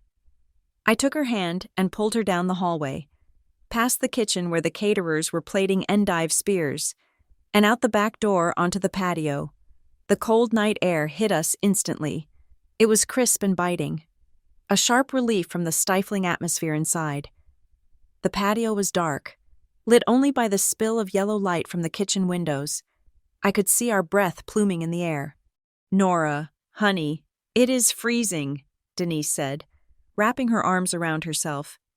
"What are we doing out here?" I reached into my purse. My fingers brushed against the thick paper of the envelope. I pulled it out. The wax seal was broken, the red jagged edges looking like a wound. "Did you know?" I asked. I held the envelope out to her. Denise stopped shivering. She stared at the envelope. She didn't need to read the name on the front. She recognized the stationery. She recognized the wax. Her face went pale, draining of color until she looked like a ghost in the moonlight. "Oh, God," she whispered. "She actually did it." "Did you know?" I repeated, stepping closer. "Grandma left me this, a letter, a DNA report, and a name." Denise looked up at me. Her eyes filled with tears, instant and hot. She didn't try to deny it. She didn't try to play the confused relative. She slumped against the patio railing as if the strings holding her up had been cut. "Yes," she said. Her voice was barely audible over the wind rustling the dry leaves in the yard. "I knew." "How?" I asked. "Did you tell her? Did you tell her about him?" "No," Denise said. "Lillian figured it out on her own. She was sharp as a tack until the very end. You know that. She saw the way Marianne acted around you. She saw the dates, but she needed proof. She couldn't leave you with just a suspicion. She needed to give you certainty." Denise reached out and touched the envelope with a trembling finger. "I helped her," she confessed. "The hairbrush, the one she used for the test. I got it from your father's bathroom when I was over for Easter. I put it in a Ziploc bag and drove it to Briar Hollow." I stared at my aunt. "You stole Dad's hairbrush?" "I borrowed it," she corrected weakly. "And I put it back. But yes, I helped her. She made me swear on my life that I wouldn't say a word to you until she was gone. She was terrified that if Marianne found out before the will was read, she would find a way to destroy the evidence. Or worse, she would find a way to destroy you." "Destroy me?" I asked. "Mom hates me, but I didn't think she wanted to destroy me." Denise let out a bitter, short laugh. She shook her head, looking toward the lit window where we could see the silhouette of my mother moving with animated gestures. "You have it all wrong, Nora," Denise said. "Marianne doesn't hate you. Hate would be simple. Hate implies passion. What Marianne feels is terror." She turned to me, gripping my shoulders. Her hands were cold, but her grip was fierce. "She isn't afraid of you," Denise said. "She is afraid of the name Hale. She's afraid of what that man represents. He is the one thing she cannot control. He is the one mistake she made that she couldn't erase with money or a smile. She invited him here," I argued. "She is in there right now, pouring him a drink. If she is so afraid of him, why bring him into her house?" "Because she is arrogant," Denise said. "And because she thinks she has won. She thinks that if she brings him here, if she integrates him into the family as a business partner, as a mentor for Sloan, she can neuter the threat. She is hiding the truth in plain sight. She thinks that if she keeps you in the kitchen and puts him at the head of the table, the two worlds will never touch." I looked down at the envelope in my hand. "She is wrong." "Yes," Denise said. "She is." She reached into her own purse, a sensible, worn leather tote that was at odds with the designer bags the other guests carried. She rummaged around for a moment and pulled out a folded piece of paper. It was white, crisp, and looked like it had been handled with extreme care. "Lillian gave me this," Denise said. "The day before she died, she told me that if you ever showed me the envelope, I was to give you this." I took the paper. I unfolded it in the dim light. It was an affidavit, a sworn statement, signed by Lillian Hamilton and notarized. It detailed everything she knew, the conversations she had overheard 34 years ago, the timeline, the specific day Marianne had come home crying, terrified that Gordon would find out she had been with Preston Hale. It was a testimony from the grave, legally binding and impossible to refute. "What is this?" I asked, my voice shaking. "It is your insurance," Denise said. "Lillian knew that if you just showed up with a DNA test, they would deny it. They would say you forged it. They would call you crazy. Marianne is very good at gaslighting people. Nora, you know that better than anyone. She would spin a story that you are mentally unstable, that you are jealous of Sloane, that you made it all up to ruin Thanksgiving." Denise pointed to the paper in my hand. "This stops them," she said. "This is Lillian's voice. And in this family, Lillian is the only person Gordon truly feared. He respected her. If he sees this, he cannot look away." I folded the paper and tucked it into the envelope with the other documents. I felt a surge of gratitude for my grandmother that was so strong it almost brought me to my knees. She had thought of everything. She had built a fortress around me from beyond the grave. "Thank you," I whispered. "Don't thank me," Denise said, wiping her eyes. "I should have spoken up years ago. I watched them treat you like a ghost. And I said nothing because I wanted to keep the peace. I am sorry. Nora, I am so sorry." "It is okay," I said. "You are here now." "There is one more thing," Denise said. Her voice dropped, becoming serious and urgent. "You need to understand who you are dealing with. Preston Hale is not just a biological donor. He is not just a man in a suit. I know he is powerful," I said. "No, you don't understand," Denise said, shaking her head. "He is dangerous. He didn't just have an affair with your mother. He owns people. He manipulates entire systems. Why do you think he is here tonight? Why do you think he is suddenly interested in Sloane? He doesn't do favors. He collects debts." She looked at me with wide, frightened eyes. "The truth isn't just about who your father is," she said. "The truth is about who has been pulling the strings of this family for decades. Marianne thinks she is using him, but I guarantee you, he is using her. And if you expose this, if you blow this up, he won't just be embarrassed, he might be vindictive." I absorbed her warning. It added a layer of darkness to the picture I had formed. Preston Hale wasn't just a missing piece of the puzzle. He was a predator, and my mother, in her hubris, had invited him right into the nest. "I am not going to blow it up," I said calmly. "Not the way she expects." "What are you going to do?" Denise asked nervously. "I am going to hand back the shame," I said. "I have carried it for 33 years. Tonight, I am giving it back to the people who earned it." I looked at the kitchen door. Through the glass, I could see the caterers moving the turkey to the serving platter. It was almost time. "Are you with me?" I asked Denise. She hesitated for only a second. Then she straightened her spine, smoothing her blouse. She looked less like the tired aunt and more like the sister of a woman she was finally ready to stand up to. "I am with you," she said. "I will verify the signature. I will back you up. I am done being quiet." "Good," I said. "Then let's go to dinner." We walked back inside. The heat of the kitchen hit us, smelling of savory gravy and yeast rolls. We walked through the swinging door into the hallway and approached the dining room. The guests were moving toward the table. There was a shuffling of chairs, the murmur of polite conversation. I stopped in the archway. Preston Hale was standing by the fireplace, one arm resting casually on the mantel. He was holding court. My father was standing next to him, nodding enthusiastically at whatever story Hale was telling. My mother was beaming, her hand resting lightly on Hale's arm in a gesture that was far too familiar for a simple business acquaintance. He looked like he belonged there. He looked like the patriarch. He looked like the man who should have been carving the turkey for the last 3 decades. He threw his head back and laughed at something my father said, a rich, deep sound that resonated in my own chest. It was the same laugh I heard when I watched videos of myself. I stood there, clutching my purse, flanked by my aunt. I wasn't the invisible girl anymore. I wasn't the disappointment. I was the ticking clock. My mother looked up and saw me. Her smile faltered for a microsecond before she plastered it back on.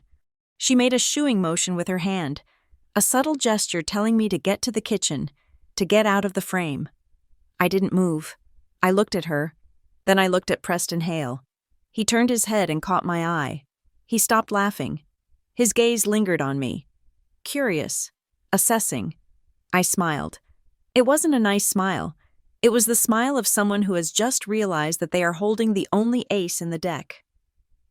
I stepped into the room. The sound of a silver spoon tapping against a crystal goblet is a distinct frequency. It is sharp, demanding, and designed to cut through conversation like a knife through soft butter. I stood by the doorway connecting the kitchen to the dining room. My hands clasped in front of me. To anyone looking, I was indistinguishable from the catering staff, except that my dress was navy instead of black, and my eyes were burning with a cold. Quiet fire. Sloane was standing. She had one hand resting protectively on her baby bump, and the other raising a glass of sparkling cider. The candlelight caught the diamond tennis bracelet on her wrist, a push present she had received 5 months early. She looked radiant. She looked like the future. "If I could have everyone's attention for just a moment," Sloane said, her voice trembling with manufactured emotion. The room fell silent. 23 faces turned toward her. My parents beamed from their respective thrones. Preston Hale, sitting in the seat that should have been mine, leaned back with an indulgent smile, swirling his Cabernet. "I just wanted to say," Sloane began, her eyes glistening, "how incredibly grateful Richard and I are to be here. This year has been well. It has been a whirlwind, but through it all, we have had the rock-solid foundation of this family." She turned to look at our parents. "Mom, Dad," she said, "you have built something beautiful here. You have sacrificed so much to give us the opportunities we have today. You taught us that excellence isn't just a goal, it is a standard. And you taught us that family always protects its own." I felt a bitter laugh rising in my throat, but I swallowed it down. Family protects its own. The irony was so thick, I could almost taste it, metallic and sour. Sloane turned her gaze toward Preston Hale. "And we are so honored," she continued, her voice dipping into reverence, "to have Mr. Hale with us tonight. You have been a legend in this house for as long as I can remember. To have you here, celebrating with us, feels like, well, it feels like everything is finally coming full circle. I am so excited to learn from you." "Here, here," my father boomed, raising his glass. "To family," my mother added, her voice high and triumphant. "To family," the table chorused. They drank, they laughed, they began to pass the basket of artisan rolls. I watched them. They were a closed circle, a fortress of wealth and lies, and I was the barbarian at the gate. I turned back into the kitchen, on the counter, amidst the chaos of the catering crew plating the salad course. Sat the bakery box. I opened it. The pecan pie inside was perfect.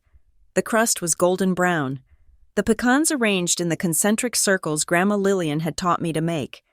It smelled of dark corn syrup, vanilla, and the bourbon she used to splash in when she thought no one was looking. It smelled like the truth. "Excuse me," I said to a server who was trying to garnish a plate with parsley.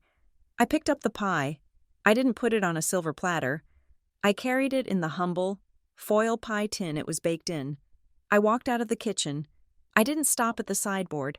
I walked directly toward the table. The conversation was loud, a cacophony of business mergers and golf handicaps. No one noticed me at first. I was just background movement. I was just the help. I reached the table. I found a small gap between the centerpiece and the gravy boat, directly across from my mother. I set the pie down. The sound of the tin hitting the expensive tablecloth was dull and heavy. Conversation stopped.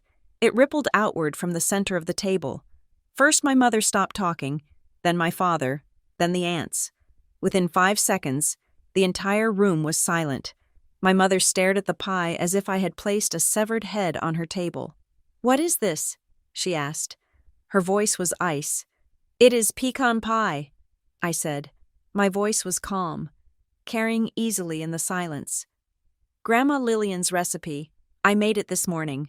My mother's eyes snapped up to meet mine. They were wide with fury. I had gone off script. I had stepped out of the shadows. "We have dessert catered," she hissed. "We have a crème brûlée station. Take this away. It looks cheap." "It is not about the dessert, Mom," I said. "It is about the person. Grandma Lillian loved Thanksgiving. She was the only one who made this house feel like a home. I think she deserves a place at this table." I looked around the room. I looked at the aunts. I looked at the cousins. "Does anyone else want a slice?" I asked. No one moved. Aunt Carol looked down at her lap. Cousin Greg pretended to examine his fork. My father poured himself more wine, his hand shaking so badly the bottle clinked against the glass. They were all terrified of her, even in death. Lillian was a presence they couldn't handle, and in life, Marianne was a tyrant they dared not cross. "I said take it away," my mother commanded. She stood up. Her knuckles were white as she gripped the edge of the table. "You are ruining the aesthetic, Nora, as usual." "I am just trying to be part of the family, Aunt," I said. "I thought family protects its own." My mother laughed. It was a cruel, sharp sound. "You want to be part of the family?" she sneered. She gestured to the room, to the fine china, to the successful people. "Look around you. Nora, do you see anyone else making a scene? Do you see anyone else bringing tinfoil to a formal dinner? You do not fit. You never have." She leaned forward. Her face twisted into a mask of pure disdain. She delivered the line she had been holding back for 33 years. The line that explained every missed birthday, every cold shoulder, every moment of neglect. "There is no seat for disappointments. Nora." The words hung in the air. It was a physical blow. I heard a gasp from Aunt Denise, but otherwise, the room was dead silent. Even the servers in the kitchen seemed to have frozen. It was the ultimate humiliation. She had said it in front of the partners. She had said it in front of the cousins. She had said it in front of Preston Hale. She expected me to cry. She expected me to run. That was the pattern. She kicks. I bleed. I leave. But I didn't bleed. I looked at her. I nodded slowly. "You are right," I said. I reached into my purse. "There is no seat for disappointments," I repeated. "That is why I brought this." I pulled out the envelope. It was thick. The broken red wax seal was facing up. I walked around the table. My heels clicked on the hardwood floor. Every eye followed me. I walked past my mother. I walked past Preston Hale, who was watching me with an intensity that made the hair on my arms stand up. I stopped behind my father. He was staring at his plate, his shoulders hunched. "Happy Thanksgiving, Dad," I said. I dropped the envelope onto his plate. It landed with a heavy thud, right on top of his untouched salad. "What is this?" he whispered. "It is the reason," I said. "It is the reason I have never had a seat. It is the reason you look through me. It is the reason Mom calls me a disappointment." "Nora, stop it!" my mother shrieked. She started to move toward us. "Gordon, don't open that. It is just her drama. She is mentally unstable." "Open it." Aunt Denise's voice cut through the air. Everyone turned to look at Denise. She was standing up, her hands trembling, but her jaw set. "Open it, Gordon," Denise said. "It is from Lillian. I was there when she sealed it. If you don't open it, you are an even bigger coward than I thought." My father looked at Denise, then he looked at my mother, who had frozen halfway between her chair and him. Her face was a portrait of pure panic. He picked up the envelope. He pulled out the papers. The first thing he saw was the blue cover sheet, the DNA report. I watched him read it. I saw his eyes scan the lines. I saw the moment he hit the bold text at the bottom. Probability of paternity, 0%. His face went gray. All the blood left his skin, leaving him looking like old parchment. He made a sound, a small, strangled choke. He looked up at my mother. "Marianne," he whispered. The word was barely audible, but in the silence of the room, it sounded like a scream. My mother stopped moving. She stood there in her emerald silk, trapped in the headlights of the truth. "It is a lie," she stammered. She forged it. She is trying to hurt us. Gordon, you know how she is. My father didn't listen. He flipped the page. He saw the photocopy of the man in the tuxedo. He looked at the photo. Then he slowly, terrifiedly, turned his head to his left. He looked at Preston Hale. The entire room followed his gaze. The resemblance was undeniable. Now that the idea had been planted, it was impossible not to see it. The same jawline, the same eyes, the same set of the mouth. I was standing 10 feet away from Preston Hale, and we looked more like family than anyone else at that table. Preston Hale set his wine glass down. He didn't look scared. He looked at the papers in my father's hand. Then he looked at me. His expression was unreadable, calculating. Perhaps, or maybe it was recognition. My father dropped the papers onto the table. He looked like he had been shot in the gut. 34 years, he whispered to my mother. You let me for 34 years? Gordon, please, my mother begged, her voice rising in hysteria. This is not the place. We have guests. We have Mr. Hale. Yes, I said. We have Mr. Hale. I stepped forward. I walked until I was standing directly next to the chair where Preston Hale sat. My chair. The chair that had been stolen from me. I looked down at him. He looked up at me, up close. His eyes were startling. They were my eyes. The room was vibrating with tension. Sloane was sobbing quietly into her napkin. My mother was hyperventilating. My father was staring at the table like a broken man. But it was just me and him. Mr. Hale, I said. He tilted his head slightly. Miss Hamilton? I see you have been given the seat of honor, I said. My mother cleared the table for you. She put her own daughter in the kitchen so you could sit here. I gestured to the empty chair, the fine china, the gold name card. She told me there was no seat for disappointments, I said. But she forgot to tell you who the disappointment really belongs to. I leaned in closer. I wanted him to hear me. I wanted him to see the fire in the eyes he had passed down to me. If you are going to sit in my seat, Mr. Hale, I said, my voice low and lethal, then you should know something. I pointed to the papers scattered on my father's plate, the DNA test, the affidavit, the truth. You have just sat in my truth. I stood up straight. Enjoy your dinner, I said to the table. I hope it was worth the price of admission. I turned my back on them. I heard my mother scream my name, a shrill, desperate sound. I heard a chair scrape back violently against the floor, but I didn't stop. I walked toward the front door. I had delivered the package. The bomb had detonated. And for the first time in 33 years, I wasn't the one caught in the blast radius. The fallout from Thanksgiving did not happen all at once. It was not an explosion that leveled the building in a single second.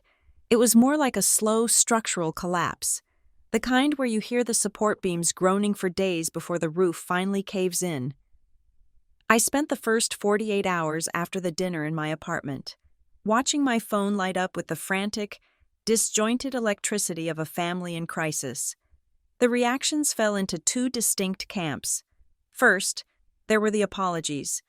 Aunt Denise texted me immediately to say she had left the dinner 5 minutes after I did. Taking Aunt Carol with her, Cousin Greg sent a confused message asking if it was true, followed by a thumbs-up emoji when I didn't reply, which I suppose was his way of offering solidarity.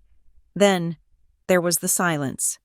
The cousins who relied on my father for loans, the aunts who worshipped my mother's social standing, they went dark. And then, there was the narrative. I found out through a friend of a friend that my mother was already spinning the story. She was not telling people that her daughter had exposed a 30-year-old paternity secret. She was telling people that Nora had suffered a mental health episode. She was telling the neighbors that I had been under a lot of stress at the bookstore, that I was jealous of Sloane's pregnancy, and that I had fabricated a delusional scene to demand attention. She was painting me as the unstable spinster who ruined the holiday. It was a brilliant, vicious strategy. It delegitimized my evidence by attacking my sanity. On Saturday morning, my phone rang. It was Sloan. I debated not answering. I sat on my couch, wrapped in a blanket, staring at the screen, but I needed to know where the lines were drawn. I swiped right. "Hello, Sloan," I said. "I hope you are happy," she said. Her voice was brittle, tight with exhaustion. "I really hope you are satisfied." "Nora, I am not happy," I said calmly. "But I am relieved. There is a difference." "Relieved?" she scoffed. "You humiliated us. Do you have any idea what it was like after you left?" Mr. Hale left 10 minutes later. He was polite, because he is a professional. But the atmosphere was radioactive. He didn't confirm the mentorship. Nora. He just thanked Mom for the turkey and walked out. "I am sorry about your mentorship," I said. And I actually meant it, in a way. Sloan was collateral damage. "But did you look at the papers? Sloan? Did you read the report?" "I don't care about the papers," she screamed. It was the first time I had ever heard my perfect sister lose control. "I don't care if it is true. Do you understand that? Even if it is true, you had no right to drop a bomb like that in the middle of the most important night of my career. You are selfish. You have always been jealous that I made something of myself and you didn't. So you decided to burn it all down." "It wasn't about you," I said. "Everything is about you." "Nora," she snapped. "You are obsessed with your own victimhood. Mom is right. You need help." "Mom is a liar," I said. "And Dad knows it." "Dad is a mess because of you," she said. "He hasn't spoken a word since Thursday. He's just sitting in the den drinking. You broke him. I hope that keeps you warm at night." She hung up. I put the phone down. It hurt. Of course it hurt. But it also clarified things. Sloan had made her choice. She chose the comfortable lie over the difficult truth. She chose the inheritance and the status over her sister. I was sitting in the silence of that rejection when there was a knock at my door. I stiffened. I wasn't ready to face my mother. I wasn't ready for her screaming or her cold. Surgical dismantling of my character. I walked to the door and looked through the peephole.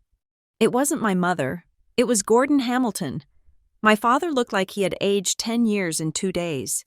He was wearing a tracksuit, which was shocking in itself. I had never seen him wear anything but a suit or golf attire. He hadn't shaved. His eyes were red-rimmed and baggy. He was holding a small duffel bag. I opened the door. "Dad," I said. He didn't look me in the eye. He looked at the floorboard of the hallway. "Can I come in?" he asked. His voice was a rasp, like rusted metal. I stepped back. He walked into my small apartment. He looked around, taking in the second-hand furniture, the stacks of books, the life I had built without his help. He set the duffel bag down on the floor. "I left," he said. I blinked. "You left the house?" "I left Marianne," he said. He walked over to the armchair and sat down heavily, letting out a long, shuddering breath. "I couldn't stay there," he said. "She kept talking. She kept trying to explain it away. She said it was just a fling. She said she did it for us, to secure financing for the firm back in the 90s. She said I should be grateful she kept the family together." He covered his face with his hands. "I couldn't listen to it anymore. Nora, 34 years. "You knew," I said. It wasn't a question. He dropped his hands. He looked at me, and I saw the shame etched into every line of his face. "I didn't know," he said. "Not for a fact. I never saw a test. But I suspected. Since you were about 3 years old, you started to look like him, and she acted so differently with you. She was so hard on you." "And you let her," I said.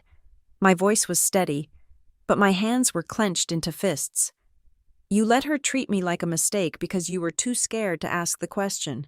"Yes," he whispered. "I was a coward. I liked my life. Nora, I liked the country club. I liked the reputation. I thought if I just ignored it, if I just pretended you were mine, it would go away. But every time I looked at you, I saw him, and I hated myself for seeing him, so I looked away. You punished me for your cowardice. I said. I know, he said. Tears began to leak from his eyes, tracking through the gray stubble on his cheeks. I know there is no apology that fixes this. I wanted you to know that I am not staying in that house. I am staying at a hotel downtown. I am meeting with a divorce lawyer on Monday. He reached into the pocket of his jacket. I brought you something, he said. He pulled out a manila envelope. It was thinner than the one Grandma Lillian had left me, but it looked old. I found these in the attic years ago, he said. I hid them in my office safe. I don't know why I kept them. Maybe I knew this day would come. I took the envelope and opened it. Inside were photographs, old Polaroids. They were grainy, but clear enough. They showed my mother and Preston Hale. They weren't just standing together at a party. They were sitting at a small table in a restaurant, holding hands. They were walking on a beach, his arm around her waist. They looked in love, or at least, they looked in lust. There was also a calendar page from 34 years ago. My father had circled dates in red ink. Marianne away, conference, Marianne late. This proves they had an affair, I said. But we already know that. It proves timeline, Gordon said. And it proves access. But more importantly, Nora, look at the back of the beach photo. I flipped the photo over, in my mother's handwriting, faint but legible. P says he wants to keep it. He says it will be our bond. Keep it, I whispered. Me? He wanted to keep me. She didn't get pregnant by accident, Gordon said, his voice trembling with anger. Or, if she did, he knew about it. He knew. Nora, Preston Hale knew there was a child. He might not have known it was you specifically, or where you were, but he knew there was a child. This changed everything.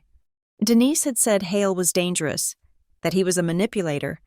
But if he knew about the pregnancy, and if he had let my mother raise me as Gordon's daughter, that meant there was a deal, a transaction. Why are you giving me this? I asked. Because you are going to need it, Gordon said. Marianne is going to fight dirty. She is already calling lawyers. She is going to try to bury you to protect her reputation, and Hale is not a man who likes loose ends. He stood up. He looked at me, helpless and broken. I am not your father, he said. I know that now. But I am the man who failed to protect you, and I am going to try to spend the rest of my life making up for that. He walked to the door. I will be at the Marriott if you need me. He left. I stood there with the photos in my hand, feeling a strange mixture of grief and vindication. My father, the man I had called father, had finally stepped up. It was 30 years too late, but he had stepped up. I didn't have much time to process his visit, because an hour later, my laptop pinged with a new email notification. Subject: Urgent. Cease and desist / preservation of evidence. It was from a law firm, Vanguard Associates. I didn't need to Google them to know they represented Preston Hale. I opened it. The language was dense, aggressive, and terrifying. It accused me of defamation, slander, and the intent to inflict emotional distress. It demanded that I surrender all alleged documents regarding Mr. Hale's private life. It threatened a lawsuit for damages in the millions if I spoke to the press or posted anything on social media. They were trying to scare me into silence, but they had made a mistake. You don't send a cease and desist letter to someone who is lying. You ignore them. You send a legal threat when someone is telling the truth, and you are terrified that the world will hear it. I forwarded the email to my phone. Then I grabbed my coat. I had an appointment. I met Kara Finch at a coffee shop on the edge of the city, far away from the country clubs and the law firms where my family operated. Kara was younger than I expected, maybe in her late 20s, with sharp, intelligent eyes and a laptop covered in stickers. She didn't look like a detective. She looked like a grad student. But Grandma Lillian had trusted her, and that was enough for me. You must be Nora, she said, not standing up but gesturing to the chair opposite her. Lillian told me you would come eventually. I am sorry about your grandmother. She was a force of nature. She was, I said. I sat down and slid the envelope, the one with the DNA test and the new photos from Gordon, across the table. I did it. I dropped the bomb at Thanksgiving. Kara raised an eyebrow. Bold move. How was the fallout? Nuclear, I said. My father left my mother. My mother is claiming I am insane, and I just got a threat from Preston Hale's lawyers. Kara whistled low. Okay, so we are in the big leagues. Let me see what you have. She opened the envelope. She scanned the DNA report quickly. She had already seen it. Obviously, since she helped facilitate it. But when she got to the photos Gordon had given me, she stopped. She pulled out a magnifying glass from her bag, an actual magnifying glass, and examined the handwriting on the back of the photo. This is huge, she said. This establishes knowledge. P says he wants to keep it. That connects Hale directly to the pregnancy intent. It means he wasn't just a passive donor. He was involved. Can we prove it is him? I asked. Legally? Kara tapped her laptop key. I have been busy since Lillian passed. I have been building a family tree for Preston Hale. It is not easy. The man is very private, but I found something interesting. She turned the screen toward me. It showed a complex web of names and dates. Preston Hale has no legitimate children, Kara said. He was married once, divorced 20 years ago, no heirs. But look here. She pointed to a name on the Hale side of the tree, Elias Hale, deceased. That was his father, Kara said. He died of a rare genetic heart condition, hypertrophic cardiomyopathy. It is hereditary. I felt a cold shiver. Why does that matter? Because, Kara said, looking at me with dead seriousness. Have you ever had your heart checked, Nora? I have a murmur, I said. Doctors said it was innocent, but they monitor it. It might not be innocent, Kara said. If we can get your medical records and match the specific genetic marker for that condition, it is another link. It is not just facial recognition. It is biology. It is disease history. She leaned back. But the smoking gun is the DNA, she said. We have the exclusion for Gordon. What we need is the inclusion for Hale. We need a sample from him. He is never going to give me a sample, I said. He just threatened to sue me into oblivion. He won't give it voluntarily, Kara agreed. But if you file a paternity suit, the court can order it. And with this affidavit from Lillian, and these photos from Gordon, and the exclusion report, no judge in the state is going to deny that request. You have enough for probable cause. She looked at me. The question is, do you want to go to war? Because a paternity suit against a man like Preston Hale is not a skirmish. It is a siege. He will dig up every mistake you have ever made. He will try to destroy you. I thought about the cease and desist email. I thought about my mother's face when she told me there was no seat for disappointments. I thought about 33 years of feeling like I was taking up space I didn't deserve. I don't want his money, I said. I don't want his name. I just want the truth to be on the record. I want to sit at a table and know I have the right to be there. Then we file, Kara said. I will draft the paperwork. I know a lawyer who isn't afraid of Hale. We can have it ready by Tuesday. I left the coffee shop feeling lighter than I had in days. I had a plan. I had a team. I had my father, my non-biological, broken, but trying father, on my side. I drove back to my apartment. The sun had set, and the city was a grid of orange and white lights. I walked up the stairs to my floor. I was exhausted. I just wanted to take a hot shower and sleep for 12 hours. I unlocked my door and tossed my keys in the bowl. My phone buzzed in my pocket. I assumed it was Kara sending me a follow-up, or maybe Aunt Denise checking in. I pulled it out. It was a text message. It was from a number I did not have saved in my contacts. It was a local area code, but the number ended in 4 zeros. I opened the message. Nora, we need to talk. Alone. There was no signature. But I knew. My mother would have called and screamed. Sloane would have sent a paragraph about her feelings. Gordon was at the Marriott. There was only one person who would send a command like that. Only one person who had the arrogance to think I would obey. And the power to get my personal cell phone number despite never having asked for it. I looked at the message. We need to talk. It wasn't a threat. It was a negotiation. I walked to the window and looked down at the street.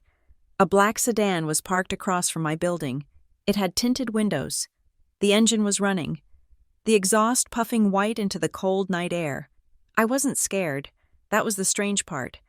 The fear had burned away in the dining room 3 days ago. I typed a reply. I am listening. I hit send. The sedan's headlights flashed once. I grabbed my coat. I didn't call Kara. I didn't call Gordon. Grandma Lillian had warned me not to confront them alone. But this wasn't a confrontation. This was the final piece of the puzzle. This was the man who had wanted to keep me 34 years ago, finally coming to collect. I walked out the door to meet my father. The black sedan did not take me to a warehouse or a back alley. It took me to the Omni Hotel downtown. The driver held the door open for me, his face impassive, and directed me to the penthouse suite. I did not go up alone. I had texted Kara Finch the moment I got into the car. She met me in the lobby, carrying her laptop bag and wearing a blazer that looked like armor. We rode the elevator in silence, watching the numbers climb. "Remember?" Kara whispered as the doors slid open on the top floor. "He is used to buying his way out of problems. Do not let him put a price tag on your identity." We walked into the suite. It was expansive, decorated in shades of cream and beige, smelling of expensive lilies. Preston Hale was standing by the window, looking out at the city skyline. He turned when we entered. He was still wearing the suit from Thanksgiving, though the tie was gone and the top button of his shirt was undone. He looked at me. Then he looked at Kara. "I said alone," he said. His voice was calm, but there was an edge of steel to it. "And I decided that I do not take orders from strange men," I replied. "This is Kara Finch. She is my genealogist and my witness. Anything you say to me, you say to her." Hale studied Kara for a moment, calculating the risk. Then he nodded once, conceding the point. He gestured to the low seating area in the center of the room. "Sit down," he said. We sat. He remained standing. It was a power move, designed to make us look up at him. "I will get straight to the point. Nora," he said. He didn't call me Ms. Hamilton this time. "The situation at dinner was unfortunate, unnecessary theatrics. It was the truth," I said. "Truth is a commodity," Hale said. "And right now, your version of the truth is very expensive for me. I have a reputation. I have a firm. I have clients who rely on my discretion." He walked over to a desk and picked up a thin blue folder. He slid it across the coffee table toward me. "This is a settlement agreement," he said. "It includes a confidentiality clause. In exchange for your signature and your silence, I have arranged for a transfer of $2 million. Additionally, I will cover the cost of a luxury apartment in any city of your choosing for 5 years, and I will pay off any outstanding debts you may have." I looked at the folder. $2 million. It was more money than I would make in 5 lifetimes at the bookstore. It was freedom. It was safety. But it was also a gag. "You want to buy me," I said. "I want to resolve a liability," he corrected. "You are a smart woman. You have been treated poorly by the Hamiltons. I am offering you a way out, a fresh start. You can go to Chicago. You can go to Paris. You can be whoever you want to be, as long as you are not my daughter in public." I felt a cold anger rising in my chest. It wasn't the fiery rage I'd felt at dinner. It was colder, sharper. I reached into my bag. I didn't touch his folder. I pulled out the package Grandma Lillian had left me. I pulled out the affidavit Denise had signed. I pulled out the photos Gordon had given me. I fanned them out on the table, covering his blue folder. "I do not want your money," I said. "I want a paternity test, a legal one, court admissible. I want it on the record." Hale looked down at the documents. He saw the photo of himself on the beach. He saw the note on the back. "P says he wants to keep it." His face softened. For the first time, the corporate mask slipped. and I saw a tired, aging man. I knew, he said softly. The admission hung in the air. You knew? I asked. I knew Marianne was pregnant, he said. He sat down in the chair opposite us, his posture slumping. We were involved, heavily. I wanted her to leave Gordon. I wanted us to be a family. But Marianne loved the safety of the Hamilton name more than she loved me. When she got pregnant, she panicked. She told me it was Gordon's. She swore it. He looked at me. But I saw you, he said. I saw you in town a few times over the years. I saw my mother's eyes in your face. I knew she had lied. But by then, years had passed. I was married. I had a career. To claim you would have destroyed everything. So I stayed away. You stayed away, I repeated. You let me live in a house where I was treated like a ghost. You let me think I was unlovable. I thought you were safe, he said weakly. I thought Gordon was a good man. Gordon is a weak man, I said. But at least he is finally owning it. You are still trying to pay me to disappear. Hale sighed. He rubbed his face with his hands. Why was I at dinner, Nora? He asked suddenly. I blinked. Because Mom invited you. For business. For Sloane. Hale laughed. It was a dark, humorless sound. No, he said. That is not why I was there. Marianne came to my office 2 weeks ago. She was terrified. She said you were acting strange. She said Lillian had left you something, and she was afraid you were going to figure it out. She invited me to Thanksgiving because she wanted to show me that she had the situation under control. I felt a chill run down my spine. What do you mean? She told me, Hale said, looking me dead in the eye, that if I came to dinner, she would prove to me that you were not a threat. She said she would make sure you were invisible. She promised me that she could erase you from the evening so completely that I wouldn't even have to look at you. She wanted to use me as a shield. Nora, she thought if I saw how insignificant you were in the family hierarchy, I wouldn't feel the need to claim you. The breath left my lungs. It wasn't just that she hated me. It wasn't just that she was ashamed. My mother had orchestrated the entire no-seat humiliation as a performance for Preston Hale. She had removed my chair, sent me to the kitchen, and belittled me specifically to prove to him that I didn't matter. She had offered up my dignity as a sacrifice to keep her secret safe. I stood up. Keep your money, I said. I am not signing your NDA, but I am not going to sue you for your name. Mr. Hale, I don't want a father who needs to be forced by a judge to acknowledge me. I gathered my papers. I just wanted you to know that your investment in Marianne's silence was a bad deal. I walked out of the suite. Kara followed me. We didn't speak until we were back in the lobby. Are you okay? Kara asked. I am better than okay, I said. I am done. I had one last stop to make. I drove to the house, the Hamilton house. It was late, almost midnight. The house was dark, except for a single light in the living room. My key still worked. I walked in. The house was silent. The Thanksgiving decorations were still up, looking garish and mocking in the shadows.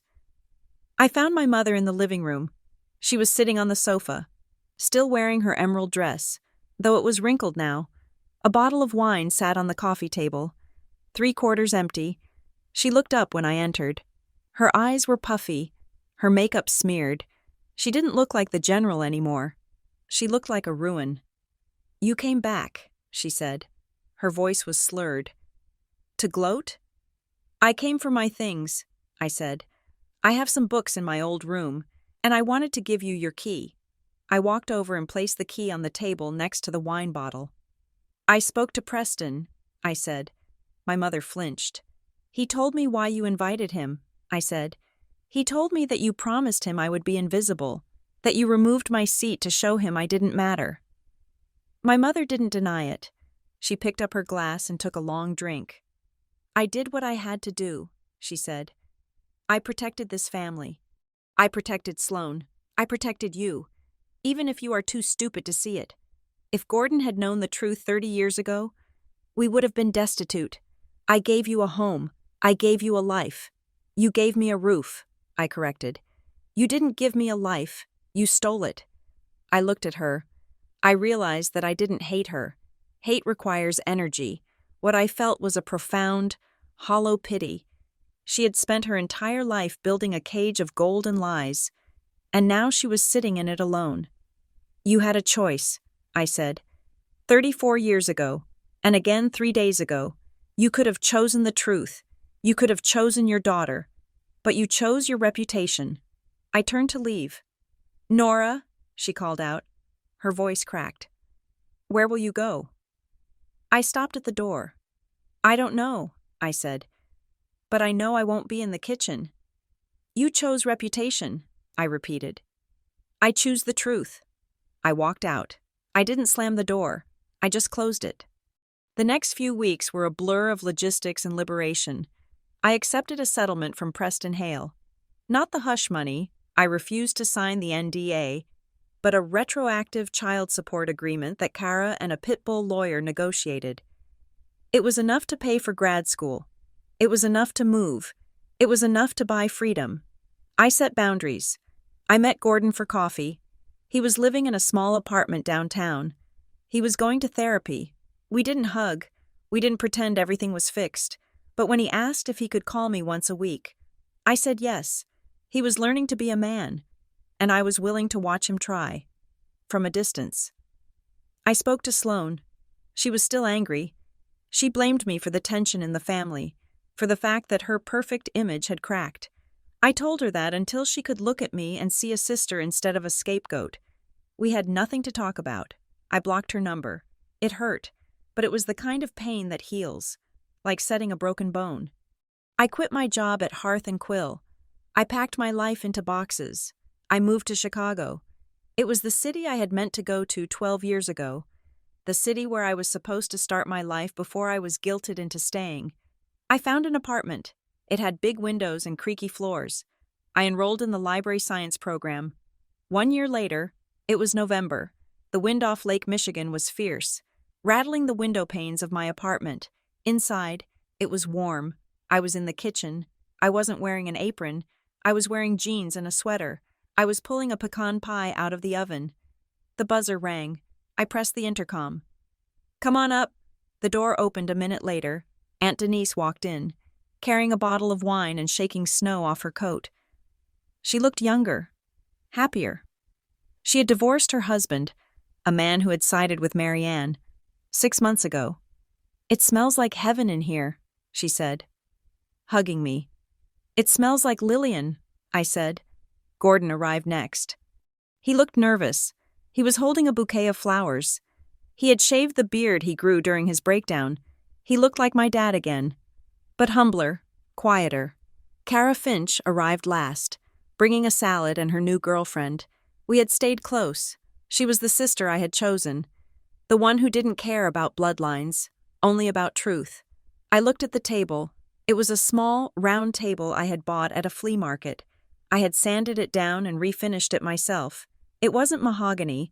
It didn't have gold inlay. It was solid oak, strong and simple. I had set 4 places. There was no good china. The plates were mismatched. The napkins were paper, but on each chair, I had placed a small card. I had written the names myself, in black marker, no calligraphy, just my handwriting, Denise, Gordon, Kara, and at the head of the table, not because I was the patriarch, but because it was my home, was a card that read, Nora Hamilton. I looked at the empty spaces in the room. There was no Sloane. There was no Marianne. There was no Preston Hale. They weren't invited. They hadn't earned a seat. Dinner is ready, I said.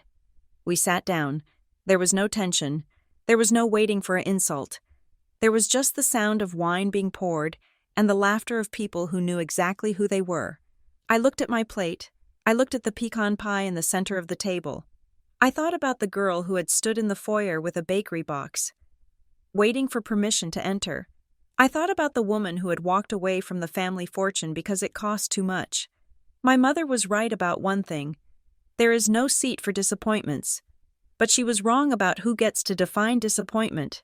I raised my glass. To the table we build, I said. To the table, they echoed. I took a sip of wine. It tasted like victory. They said there was no seat for disappointments, so I built my own table, and I stopped asking for permission to exist. Thank you so much for listening to Nora's story. It was a journey of pain, truth, and finally, liberation. I would love to know where you are listening from right now. Drop a comment below with your city and what time it is. If this story resonated with you, please subscribe to the Kate Revenge Stories channel, like this video, and hit that hype button so we can share this journey with even more people. Your support means the world. Stay strong and build your own tables.